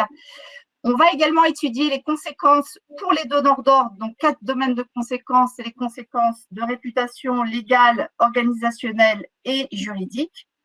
Et une fois qu'on a une vision du risque brut, on propose, aujourd'hui, l'outil propose plus de 8000 recommandations à mettre en place, que ce soit des critères RSE dans le cahier des charges, que ce soit des questions pertinentes à poser à ces fournisseurs, que ce soit des clauses nouvelles causes à mettre dans les contrats. J'avance parce que je vois que l'heure tourne. Si tu veux bien passer, merci. Donc, un outil, je disais, très opérationnel pour l'acheteur. On va vous restituer donc le risque, ce qu'on appelle le risque RSE brut, donc qui est le risque sectoriel pondéré par les risques pays. Ces risques, on va analyser les conséquences pour les donneurs d'ordre, puisqu'on estime qu'il y a un risque qui est le même pour n'importe quel donneur d'ordre, peut-être le brut différent selon si vous vous appelez Chanel, si vous vous appelez l'AFNOR ou si vous vous appelez Total. Ce qui va vous permettre d'obtenir un risque brut pour le donneur d'ordre. J'ai juste l'attention que ce risque pour le donneur d'ordre n'est pas demandé par la loi sur le devoir de vigilance, bien au contraire, ce que demande la loi sur le devoir de vigilance, et les ONG sont particulièrement vigilantes par rapport à ça, c'est justement que les donneurs d'ordre n'analysent pas les risques pour eux, mais analysent bien les risques pour l'environnement et les droits humains. De ces risques bruts, on vous propose un certain nombre de recommandations, des recommandations qui sont établies sur un benchmark de bonnes pratiques, sur des référentiels, sur des labels, etc. reconnus, ce qui va vous permettre d'obtenir votre risque net. De ce risque net, vous allez pouvoir mettre en place un plan d'action avec les familles à traiter en priorité et du coup, ça va vous permettre d'alimenter votre feuille de route sur les achats responsables. La feuille de route, c'est quand même le point de départ pour une stratégie achat responsable. Pour moi, la cartographie des risques fait partie d'une des briques de cette feuille de route. Ce n'est pas la même, il y en a plein d'autres. Il y a la maturité de votre direction achat, il y a les enjeux réglementaires, il y a la maturité du marché en face de vos fournisseurs, etc. Mais en tout cas, c'est un bon point de départ. Il me reste quelques minutes juste pour vous montrer des exemples de rendus. Donc là, voilà, j'ai pris une famille qui est une famille où on pourrait croire qu'il n'y a pas beaucoup de risques, tout ce qui est médias, publicité, RP. Donc, on voit que l'outil vous restitue donc aussi bien en synthèse que de façon détaillée le niveau de criticité des risques. Donc, on est soit sur des risques limités, forts, faibles. Là, il n'y a pas de très fort en l'occurrence. Et donc, à chaque fois, vous allez non seulement avoir la criticité du risque, mais on va également vous restituer en quelques lignes pourquoi on estime que le risque est fort, très fort, etc. Et au regard de ces risques identifiés, l'outil va vous proposer également, du coup, un certain nombre de recommandations pour adresser ces risques, qui sont les risques forts et très forts, s'il te plaît, Marie-Hélène. Et du coup, on obtient des exemples, en fait, de recommandations qui concernent soit la connaissance du fournisseur, donc les questions pertinentes à poser à vos fournisseurs, des critères à mettre dans le cahier des charges, des dispositifs et décisions internes, donc là, qui sont liés à votre politique RSE et qui vont pouvoir influencer et vous permettre de maîtriser les risques au niveau de la supply chain, et puis tout ce qui est clause contractuelle. Là, par exemple, clause relative au respect des droits d'auteur que sont la SACEM. Voilà, donc je crois, j'ai respecté à peu près mon temps de parole.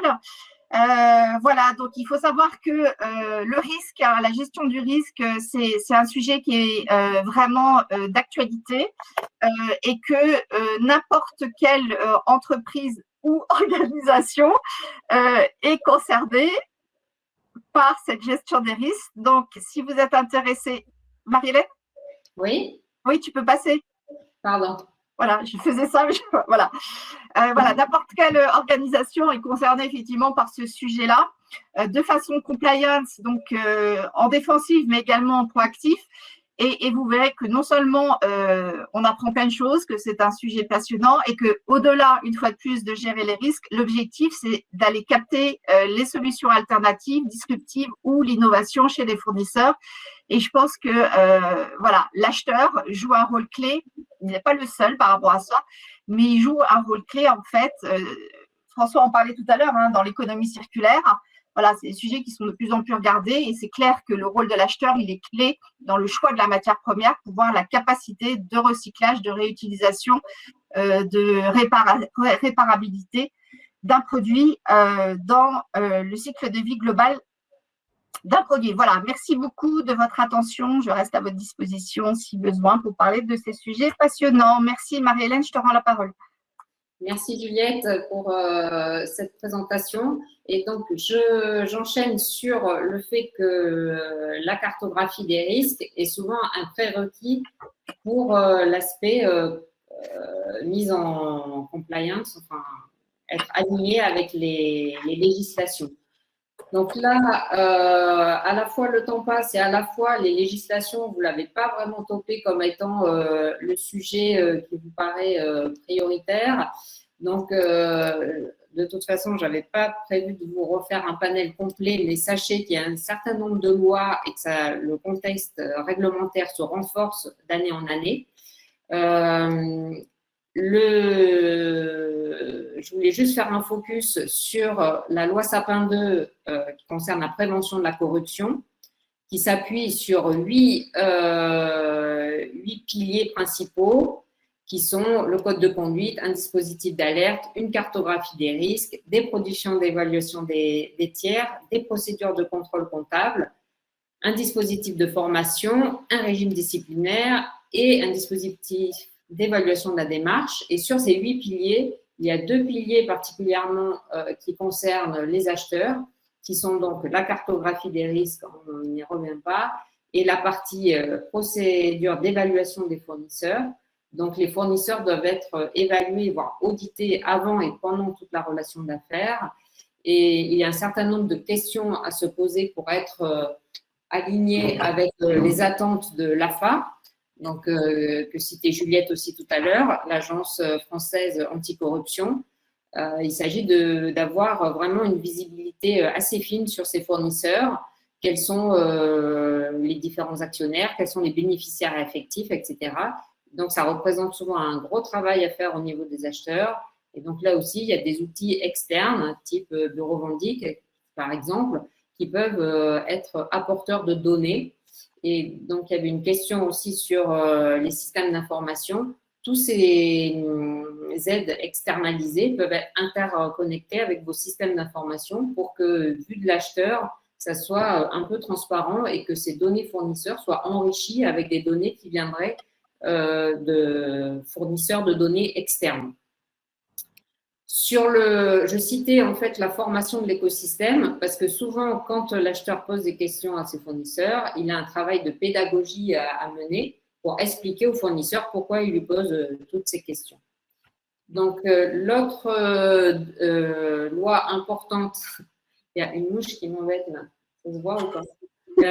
L'autre loi importante pour les acheteurs est la loi sur le devoir de vigilance. Je ne vais pas y revenir là, puisque Juliette l'a cité, elle a découlé de l'incident du Rana Plaza, mais en fait, elle repose sur les mêmes un peu concepts qu'il faut faire une cartographie de ses risques, évaluer ses tiers, mettre en place des plans d'action, savoir prévenir ces risques et mettre en place des plans d'action et suivre leur efficacité. En fait, si vous êtes interpellé par une ONG, un journaliste, pour savoir quelle est votre démarche RSE, l'important, c'est de documenter et de montrer que vous avez vraiment une approche pas à pas pour enclencher une démarche de progrès. Donc, le 6e sujet concerne l'emploi local. Donc, ça, c'est facile. C'est quand vous lancez un appel d'offres, pensez à solliciter l'ensemble du tissu économique qui est proche de votre organisation et impliquer donc tout le secteur adapté. Il y a un certain nombre d'outils qui existent sur le marché qui sont un peu comme des outils de sourcing dans lesquels vous allez pouvoir aller chercher des personnes qui font partie des AT, d'EA, de TIH. Il y a beaucoup d'acronymes sur le sujet, mais il y a un certain nombre de plateformes qui peuvent vous aider pour vous renvoyer les bonnes associations associées aux besoins que vous avez.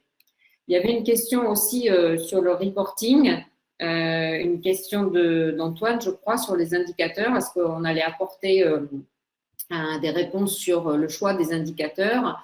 Sachez qu'il y a une obligation de publier une déclaration de performance extra-financière.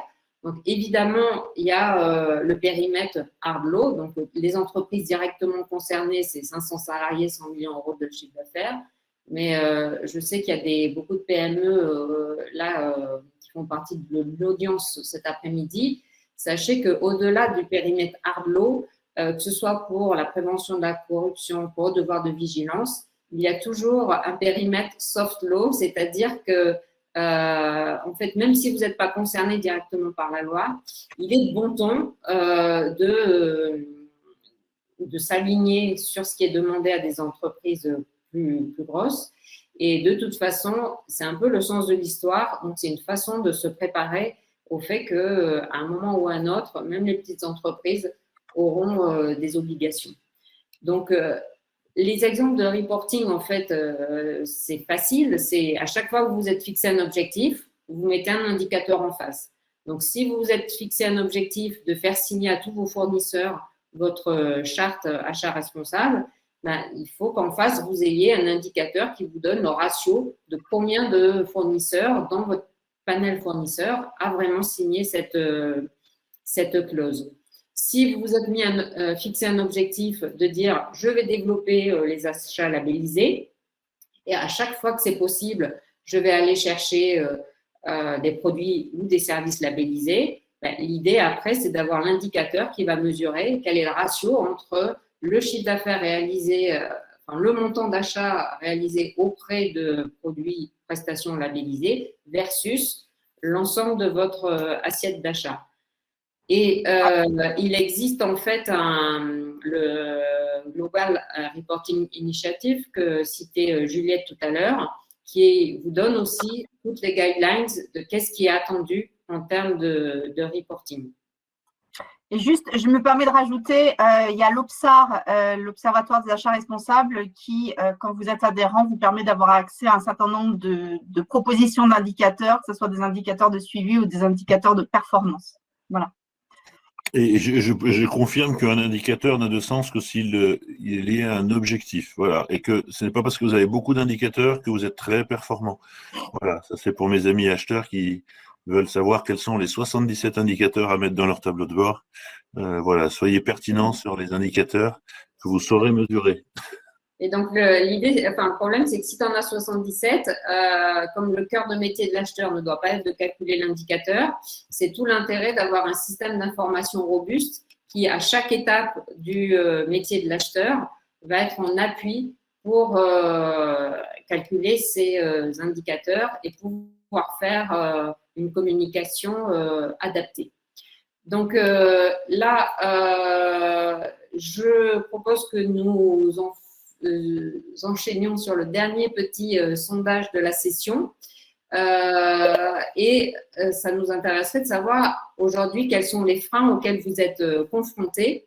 Et est-ce que, Fabrice, tu peux mettre en ligne le dernier petit sondage de notre webinaire de cet après-midi.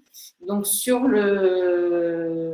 qu'est-ce qui vous empêche de passer à l'action? Quels sont les freins auxquels vous êtes confrontés? Donc, nous avons fait certaines propositions. Est-ce que c'est des contraintes budgétaires? Est-ce que c'est problème de maturité de vos fournisseurs? Est-ce que vos prescripteurs internes ne souhaitent pas changer leurs pratiques et restent assis, si vous voulez, sur leurs habitudes? Est-ce qu'il vous manque un sponsor dans votre entreprise? Ça a été cité par certains d'entre vous. Est-ce que c'est un problème de compétences? Là, c'est trop tard, Fabrice, pour mettre des choix multiples. Donc, voilà. Ouais, c'est qu'un seul choix, là. Vous avez droit qu'à un seul choix, alors, cette fois-ci. Oui, on est sur la fin du séminaire très démocratique. Donc, du coup, le despote reprend le pouvoir et là, on vous impose de choisir la raison la plus importante qui vous empêche de passer à l'acte. D'accord. Alors, ce qu'on va faire, puisque du coup, on arrive sur la partie finale de notre webinaire, je vous propose qu'on vous laisse le temps de répondre. En attendant, moi, je vais aller chercher quelques questions parce que du coup, il y a quelques points sur lesquels on a répondu pendant la présentation, mais du coup, il y en a encore quelques-unes qui ont été posées et sur lesquelles on est parvenu. Donc, le temps peut-être que vous finissiez de répondre au sondage, on va aller chercher quelques questions, si tu veux bien, Marie-Hélène. Alors, je vais les prendre par popularité. Donc, du coup, en effet, et ça c'est une question de Fanny, elle a raison, c'est un sujet qu'on entend beaucoup, puisque comme on est quand même en situation pour certaines organisations et entreprises de crise, ce qui n'est pas le cas pour tous. Il y a beaucoup d'hétérogénéité. Je rencontre beaucoup d'acheteurs qui me disent on va faire notre année record cette année. Donc, du coup, c'est pas valable pour tout le monde. Mais pour certaines, c'est quand même un peu compliqué. Et quand on sait que c'est un peu compliqué, ou en tous les cas, quand on sait que la visibilité se réduit, eh bien, on a des directions générales souvent qui ont tendance à avoir beaucoup de prudence et c'est normal en termes de gestion. Donc, quand tout d'un coup, la dimension économique reprend beaucoup d'importance dans les performances attendues de l'acheteur, comment on peut aller mettre en valeur la RSE? Il y a eu, je crois, 1 ou 2 éléments de réponse. Est-ce qu'il y a quelqu'un quand même parmi vous qui veut répondre de manière très courte? Parce que du coup, on a beaucoup de questions et je voudrais donner un maximum de réponses. Marie-Hélène ou Juliette ou François, voilà. Bah, moi, très, très court, je pense que ce n'est pas forcément effectivement le meilleur moment pour le faire quand on est en crise. En revanche, ce qui est sûr, c'est que si on l'avait fait un petit peu avant, les fournisseurs avec lesquels, je dirais, la démarche RSE nous amène à mieux connaître notre chaîne de valeur amont et donc à mieux la maîtriser. Pour revenir sur des choses très, très concrètes. Donc, en gestion de crise, en général, on est plus résilient quand on a travaillé avant et qu'on connaît mieux notre chaîne de valeur que quand on ne la connaît pas. Voilà. Exact. Alors, c'est juste que le mot crise en chinois, il veut dire crise et opportunité. Ouais.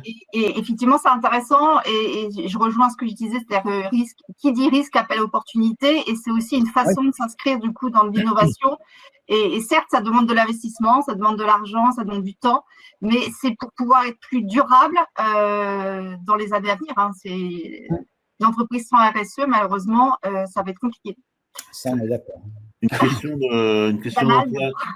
Une question d'Antoine sur les indicateurs. Donc, bon, en effet, je crois que tu as partiellement répondu. Ce qui est vraiment important, me semble-t-il, c'est que une fois encore, on part de l'objectif. Voilà, quel objectif vous vous donnez?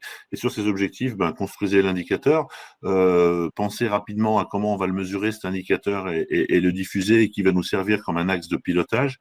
Mais du coup, les exemples que tu as pris étaient bons. Hein, on peut rapidement mesurer. Nous, on le voit à travers partie de nos clients, nos entreprises qu'on organise, sur les clauses d'insertion, sur tout un tas de sujets. On peut mesurer, on peut vraiment avoir des choses soyez très pragmatiques dans ces logiques d'indicateurs. N'ayez pas de vision un peu académique et vous allez voir que c'est pas si compliqué que ça. Voilà. Antoine veut m'interpeller via LinkedIn. Je lui partagerai un document spécifique sur les indicateurs. Alors, si Antoine t'interpelle, c'est une bonne démarche. Même chose, hein, je vois qu'il y a beaucoup de questions là par rapport à l'outil de cartographie des risques, soit via LinkedIn, soit via AFNOR Solutions Achat. Vous tapez cartographie des risques AFNOR et vous avez un formulaire de demande. Je me ferai un plaisir de répondre à vos questions. Comment déployer des achats responsables si l'entreprise elle-même n'est pas engagée dans une démarche de développement durable? Faites autre chose ou changez d'entreprise. Qu'est-ce qu'on peut dire? Si on est un peu tout seul à vouloir, en effet, travailler dans ce sens, je crois que c'est compliqué. Il ne faut pas se raconter l'histoire. Hein. Moi, non, c'est vrai que c'est compliqué. Moi, ce que je vous invite à faire, c'est à minima de faire la cartographie des risques. Parce que ne rien faire, si vous avez un problème comme Nike, que vous êtes l'acheteur en question, là, qui est concerné par le sujet, posez-vous la question de savoir est-ce que votre chef ne viendra pas vous chercher à ce moment-là quand même, même s'il n'y a pas de politique dans l'entreprise. Donc, identifier les risques, je pense que c'est le strict minimum à faire qui est une bonne pratique d'achat, je dirais, indépendamment de la RSE. C'est voilà. Oui. Et je pense qu'il faut arriver aussi à évaluer financièrement le risque, parce que c'est ça qui fait bouger les directions générales. Et si on arrive en prenant des hypothèses à un grand smile, à chiffrer quel serait l'impact financier d'une défaillance, soit d'une défaillance image, soit d'une défaillance sur la chaîne d'appro, soit si on était interpellé par des ONG ou des journalistes, si on arrive à chiffrer ce risque-là, ça fait bouger la hiérarchie en général. Moi, image, c'est pas facile à chiffrer quand même. Je voudrais juste rapidement répondre à la question de Thomas, c'est une question qui revient très souvent, qui est acheteur dans le public et qui dit effectivement comment Par rapport au code des marchés publics, comment contourner le fait qu'on ne peut pas acheter avec des fournisseurs de proximité? Alors, Il n'a pas employé le terme, juste pour être précis, il n'a pas employé le terme de contournation parce que écueil. la Voilà. loi, c'est la loi. Hein. Le Ouais. feu rouge, on s'arrête. Après, voilà, on ne peut pas encourager à Non, contourner. mais bien sûr, mais en fait, on pourra en parler longuement. Ce que je dirais juste, c'est que, en fait, l'objectif, c'est de mettre des critères qui sont en lien avec le cœur de l'objet du marché, en fait, hein, et que à travers ces critères-là, on arrive toujours globalement à pouvoir être conforme à la commande publique et à faire des achats responsables. Mais j'invite Thomas éventuellement à me contacter s'il veut avoir plus d'informations sur ce sujet-là. Oui, sur ce sujet, là, dans l'univers public, il y a vraiment de super exemples de partout maintenant. Tiens, vous avez d'ailleurs à ce propos un site que j'ai découvert il n'y a pas longtemps qui s'appelle La Clause Verte, qui est une association qui a développé un certain nombre d'éléments, de clauses, de bonnes pratiques. C'est super. En plus, vous allez adorer, c'est gratuit et c'est une mine. Ce sujet-là, donc La Clause Verte, je vous encourage à aller voir ce qu'ils ont fait, c'est vraiment extra. William, une charte achat responsable n'engage-t-elle pas uniquement ceux qui y croient? William ne doit pas trop y croire à cette affaire. Donc, du coup, qu'est-ce qu'on lui dit, William?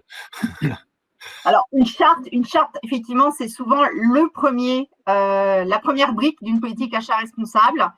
C'est une façon de gérer ses fournisseurs, je l'entends de façon très faible puisque ça reste une charte avec une signature, charte qui souvent n'est pas lue d'ailleurs, qui est signée mais pas lue. Donc, je suis d'accord avec vous, ne pas faire une charte, c'est une erreur. Se limiter à une charte, c'est également une erreur. Donc, il faut commencer par la charte. Ça permet d'une part de poser, voilà, comme disait Marie-Hélène, les ambitions. Alors, c'est une charte bilatérale, hein, c'est-à-dire ce que vous attendez de vos fournisseurs, est-ce que vous, en tant que donneur d'ordre, sur quoi vous vous engagez. Ça, c'est important. Et c'est surtout une façon de communiquer sur ses ambitions, sur ses attentes, de dire que maintenant, voilà, c'est un enjeu sur lequel l'entreprise s'est engagée. Mais bien sûr qu'il faut aller au-delà de la charte. Non, mais en fait, ça n'engage pas que celui qui l'écrit, parce que si on l'a fait signer dans le contrat, le fournisseur, il s'engage. Et après, sur les catégories à risque ou dans les pays à risque, on va aller vérifier qu'elle est bien appliquée dans la vraie vie. Donc, on va au-delà aussi de juste… oui, après, je crois que ce qui est souvent, enfin, en tous les cas aussi, pour parler du vécu de terrain, c'est le mot charte. Malheureusement, ce mot, il a un marketing qui est pas très favorable et que souvent, on signe des chartes. Hein, on voit beaucoup de fournisseurs, beaucoup de clients qui s'engagent dans des signatures. Et puis, quelquefois, sur le terrain, on voit un petit peu des décalages comportementaux, on va le dire comme ça. Donc, du coup, je pense qu'à un moment donné, il faut un petit peu juste s'aligner. Et en effet, je crois que c'est une bonne manière. Voilà. Donc, du coup, oui, il faut y croire. Puis, il faut passer… Oui, c'est aussi à l'acheteur de faire vivre que c'est un vrai engagement. Et quand il rencontre son fournisseur, de le re-questionner sur ce sujet. Si après, il le met de côté et qu'il n'y fait plus jamais référence, effectivement, c'est… Si ça rentre dans les conditions générales, ça ne sert à rien. Voilà, le classement bouge là, paf. Allez, une question de William. Existe-t-il des normes et des organismes qui veulent certifier sur les aspects sociaux et environnementaux? Oui, on en a cité quelques-uns. Voilà, là aussi, donc, parce que dans tout ce qu'on cite, ce qu'il y a à faire, on sait que la problématique du temps, elle est souvent citée. Il y a aujourd'hui des organisations, des entreprises, des sociétés, des cabinets qui peuvent vous aider dans cette dimension. Hein. Moi, quand je vois, quand on me parle d'audit fournisseur, quand je vois aujourd'hui le très peu de fournisseurs que vous êtes amenés à rencontrer, du coup, je crois qu'il n'y a plus beaucoup d'acheteurs qui font des audits aujourd'hui. Ça, c'était quelque chose de l'ancien temps. Donc, du coup, appuyez-vous sur des gens qui ont les capacités pour les faire, parce qu'aujourd'hui, on sait que ces temps-là, vous les avez plus, que c'est très réduit. Et quand vous avez plusieurs centaines, voire plusieurs milliers de fournisseurs, c'est compliqué pour vous de se dire je démarre par où ce sujet-là. Donc, il y a des organisations qui existent. Oui, il faut à la fois choisir ses batailles et effectivement faire appel à des services externalisés. Et à la fois, si on se met en association avec d'autres clients, ça permet de mutualiser. Ça, c'est intéressant, oui. C'est une démarche collaborative qui est intéressante de se dire on a tous le même fournisseur. Est-ce qu'on est capable de se dire que… Pour moi, c'est vraiment le sens de l'histoire parce que sinon, on passe son temps à polluer le fournisseur en venant lui rendre visite. Alors, si on y va une fois, mais c'est pour ça, ça vient de là. Enfin, les labels sont là aussi pour nous éviter de faire des audits, puisqu'il y a des sociétés qui donnent le label. Donc, faut faire confiance au label. C'est pas la peine d'aller réauditer. Oui. C'est l'approche filière dont je parlais tout à l'heure. L'approche filière, elle est clé en fait.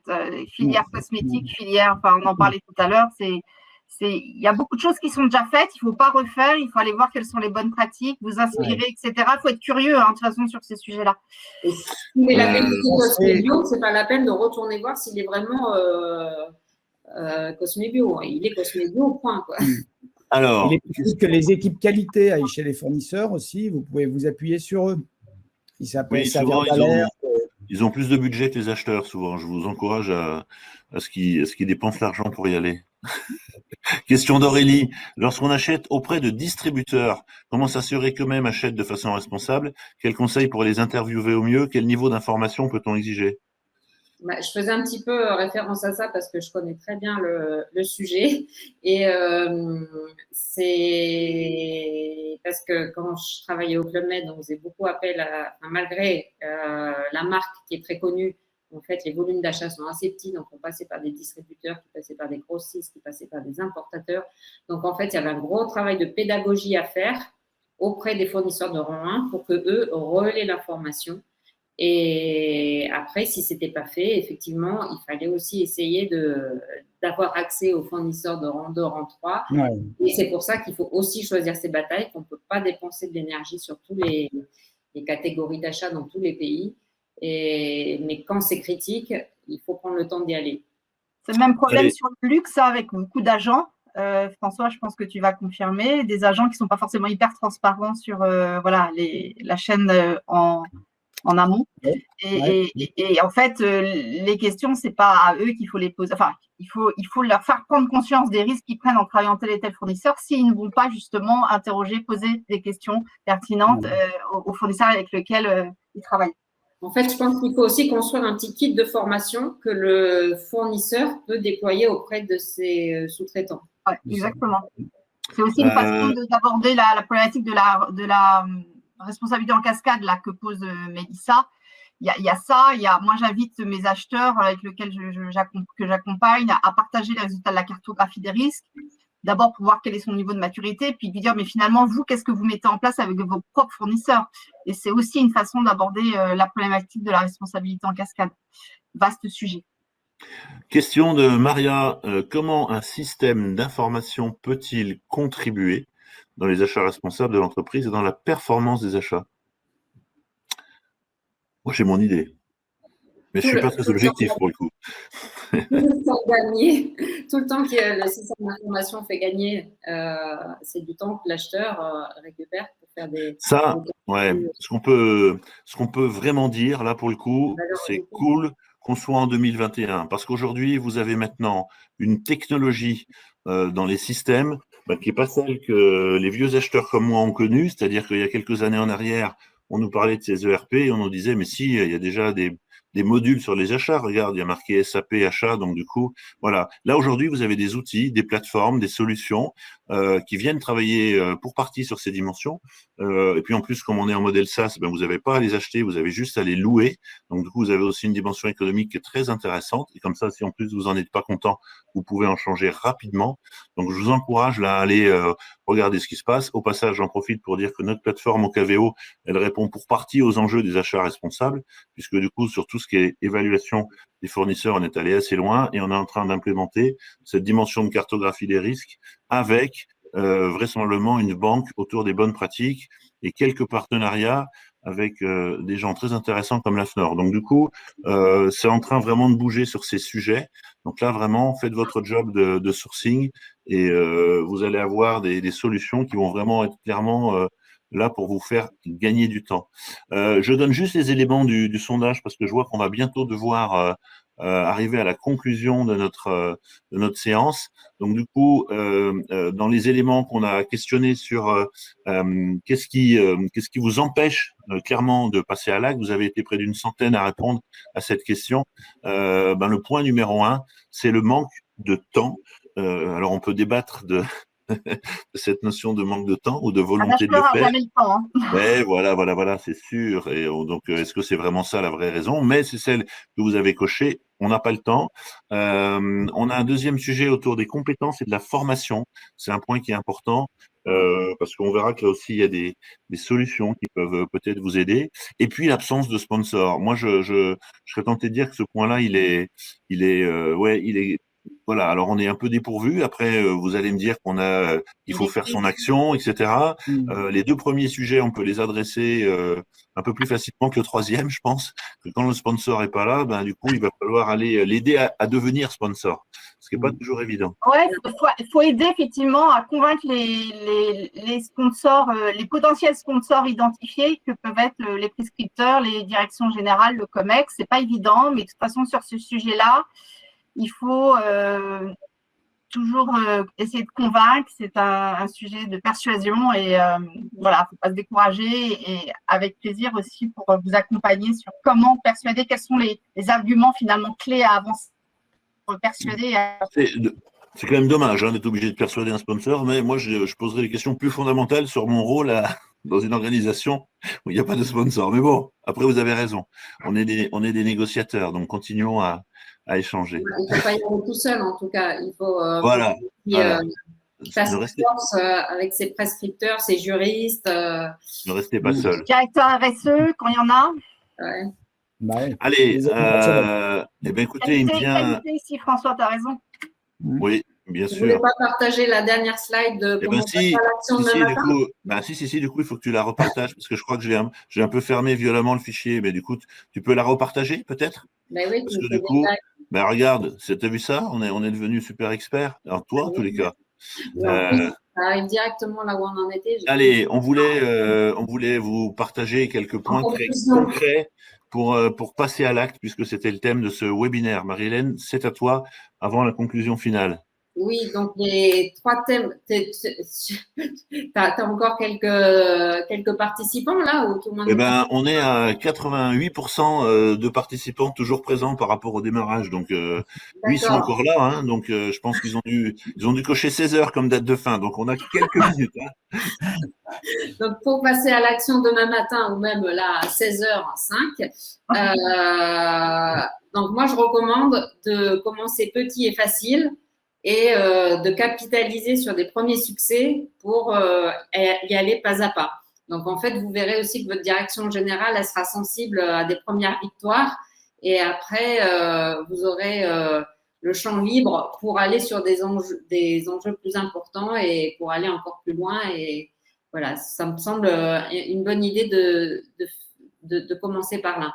Ensuite, donc on l'a vu, c'était poser des nouvelles questions à ses fournisseurs, définir des nouveaux critères de choix. Donc, c'est à la fois, on l'a vu pendant les appels d'offres, et à la fois pendant toute la durée de la relation fournisseur. Et en fait, les fournisseurs verront aussi que vous êtes à leur écoute, vous deviendrez leur meilleur client.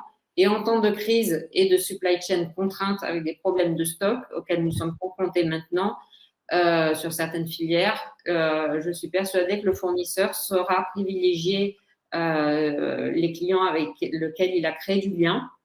Et malgré tous les outils numériques qu'on a, c'est important de créer du lien. Et du coup, ça sécurise votre entreprise et ça pérennise votre business. Et le troisième point, mais là, on l'a dit un peu cash, hein, mais allez-y, copiez ce que font les meilleurs. Inspirez-vous des meilleures pratiques. Donc, en particulier sur les chartes achats ou… c'était une question sur, je ne sais plus qui, sur la communication des rapports extra-financiers. C'est des choses qui sont publiques, en fait. Vous pouvez aller sur Internet, sur les sociétés, soit vos pairs, soit des concurrents. Vous pouvez aller voir ce qu'ils font et s'il y a des bonnes pratiques, s'en inspirer et les décliner dans son organisation. À propos de communication, le petit conseil, c'est ne communiquez pas si vous ne faites pas. Ça peut paraître basique, mais voilà, il faut mieux faire et ne pas communiquer que communiquer et ne pas faire. Très bien. Eh bien, merci Marie pour ces 3 conseils. Un mot de la fin à chacun avant que je conclue avec une grande annonce. Pour ceux qui sont en train de se dire qu'ils vont raccrocher, vous allez louper la grande annonce. Alors, un mot de conclusion, François. Oui, ben moi je retiendrai les 3 C, c'est cartographier, copier, n'hésitez surtout pas à copier, et il y a forcément du sujet où ce sera nécessaire de coopérer. Donc coopérer, c'est aussi une façon d'apprendre des autres et de connaître les meilleures pratiques. Parfait, les 3 C. copier, coopérer et Cartographier. cartographier. Merci François. Juliette? Moi, ça va être les 3 P. Ah. Vous êtes très sympa, vous m'aviez pas dit. Là, vous Non, êtes en mais je train suis de pas vous êtes en train de japonise. nous mettre la pression. Je me dis, mais qu'est-ce que je vais leur dire avec 3 initiales? Alors, moi, non, je dirais que pour avoir été acheteur, voilà, c'est un sujet qui est passionnant. Donc, rejoignez cette communauté d'acheteurs passionnés pour un profit, parce qu'on reste quand même sur du profit pour des people et un profit qui est toujours présent. Donc, ça, c'est important, un profit. Voilà, c'est juste un prisme qui est différent. Voilà, donc prisme, profit, passionnant. Voilà mes 3 P. Et merci pour toutes ces questions très riches. Merci pour ces échanges. On en apprend toujours. C'est ça qui est passionnant aussi sur ce sujet-là, c'est qu'on en apprend tous les jours. Merci à François parce que j'ai appris plein de choses sur le MICA. Merci à Marie-Hélène. Merci à Fabrice pour cette animation toujours aussi sympathique. Voilà. Bon, super. Allez Marie, le mot de la fin pour toi. Ils ont pris de cours, mes camarades, là, sur la. Ah oui. Donc, Alors tes 3 C'est quoi? déjà pro, hein. moi, je dirais que l'acheteur, il a le pouvoir de changer les choses. Donc, il ne faut pas qu'il s'en prive. Et tant qu'il ne demande pas, il n'aura pas. Donc, en fait, c'est en faisant et en questionnant ses fournisseurs, en collaborant et en innovant avec eux, qu'on va aller vers des solutions plus vertueuses et qu'on aura moins d'impact sur notre petite planète. Voilà, merci Bon, à tous super. de la préserver. Allez, il reste encore 5 minutes avant que vous basculiez vers la prochaine visio, parce que vous avez sûrement une visio à 16h. Moi, je voulais remercier vraiment très sincèrement Marie, Juliette et François pour s'être prêtés à l'exercice qu'on a décidé de monter tous les 4. Vraiment, je trouve, voilà, c'était un très bon moment pour moi aussi à vous écouter, à partager. Merci à vous tous qui avez participé à ce webinaire. Vous aurez le replay en ligne dans quelques jours et puis on va voir ce qu'on peut vous communiquer. Je voulais profiter pour vous dire que certains d'entre vous, en avance de ce webinaire, nous ont questionné, puisque pour certains, vous le savez, on s'est lancé dans un programme de masterclass sur le thème des achats avec des formations réalisées par des experts de sujets sur des durées de 3 heures. Masterclass qu'on a lancé en début d'année, qui rencontre un bon succès sur un certain nombre de thèmes. D'ailleurs, elles sont en ligne sur le site de Crop & Co. Vous pouvez aller voir celle du mois de juin. Et on a décidé avec Marie-Hélène de construire une formation, cette fois-ci, sur une durée de 3 heures. Et donc, du coup, pour ceux qui sont intéressés, on vous enverra les liens et les informations là aussi dans les prochains jours. L'idée, c'est de passer vraiment à l'acte dans une logique, cette fois-ci, de formation. On était ici plutôt sur un format, vous l'avez compris, d'échange, de conférences, de partage. Là, on va être sur une logique un petit peu plus de transmission de savoir-faire. Et comme on a vu qu'un de vos enjeux, c'était un enjeu autour des compétences et des formations, modestement, on va essayer de vous apporter quelques réponses. Voilà, donc Masterclass Achat sur les achats responsables, c'est pour très, très bientôt. Et puis, je termine en disant que j'ai eu le plaisir de faire une interview de Marie-Hélène sur ce monde meilleur dont elle parle. Et sur mon blog Apprendre les achats, vous allez avoir aussi une interview sur la chaîne du blog où Marie-Hélène nous partage un peu son histoire et ses convictions. Là aussi, vous allez voir, on est en ligne avec tout ce qu'on vient d'entendre. Voilà, 15h58. Vous avez le temps de découper, de vous reconnecter sur Teams pour la suivante. Merci à tous. Poursuivez bien et puis passez à l'acte surtout. Passez à l'acte parce qu'on en a tous besoin. Voilà, à très bientôt. Merci, bonne fin de Merci journée. bien. Merci à tous. À bientôt. Au revoir.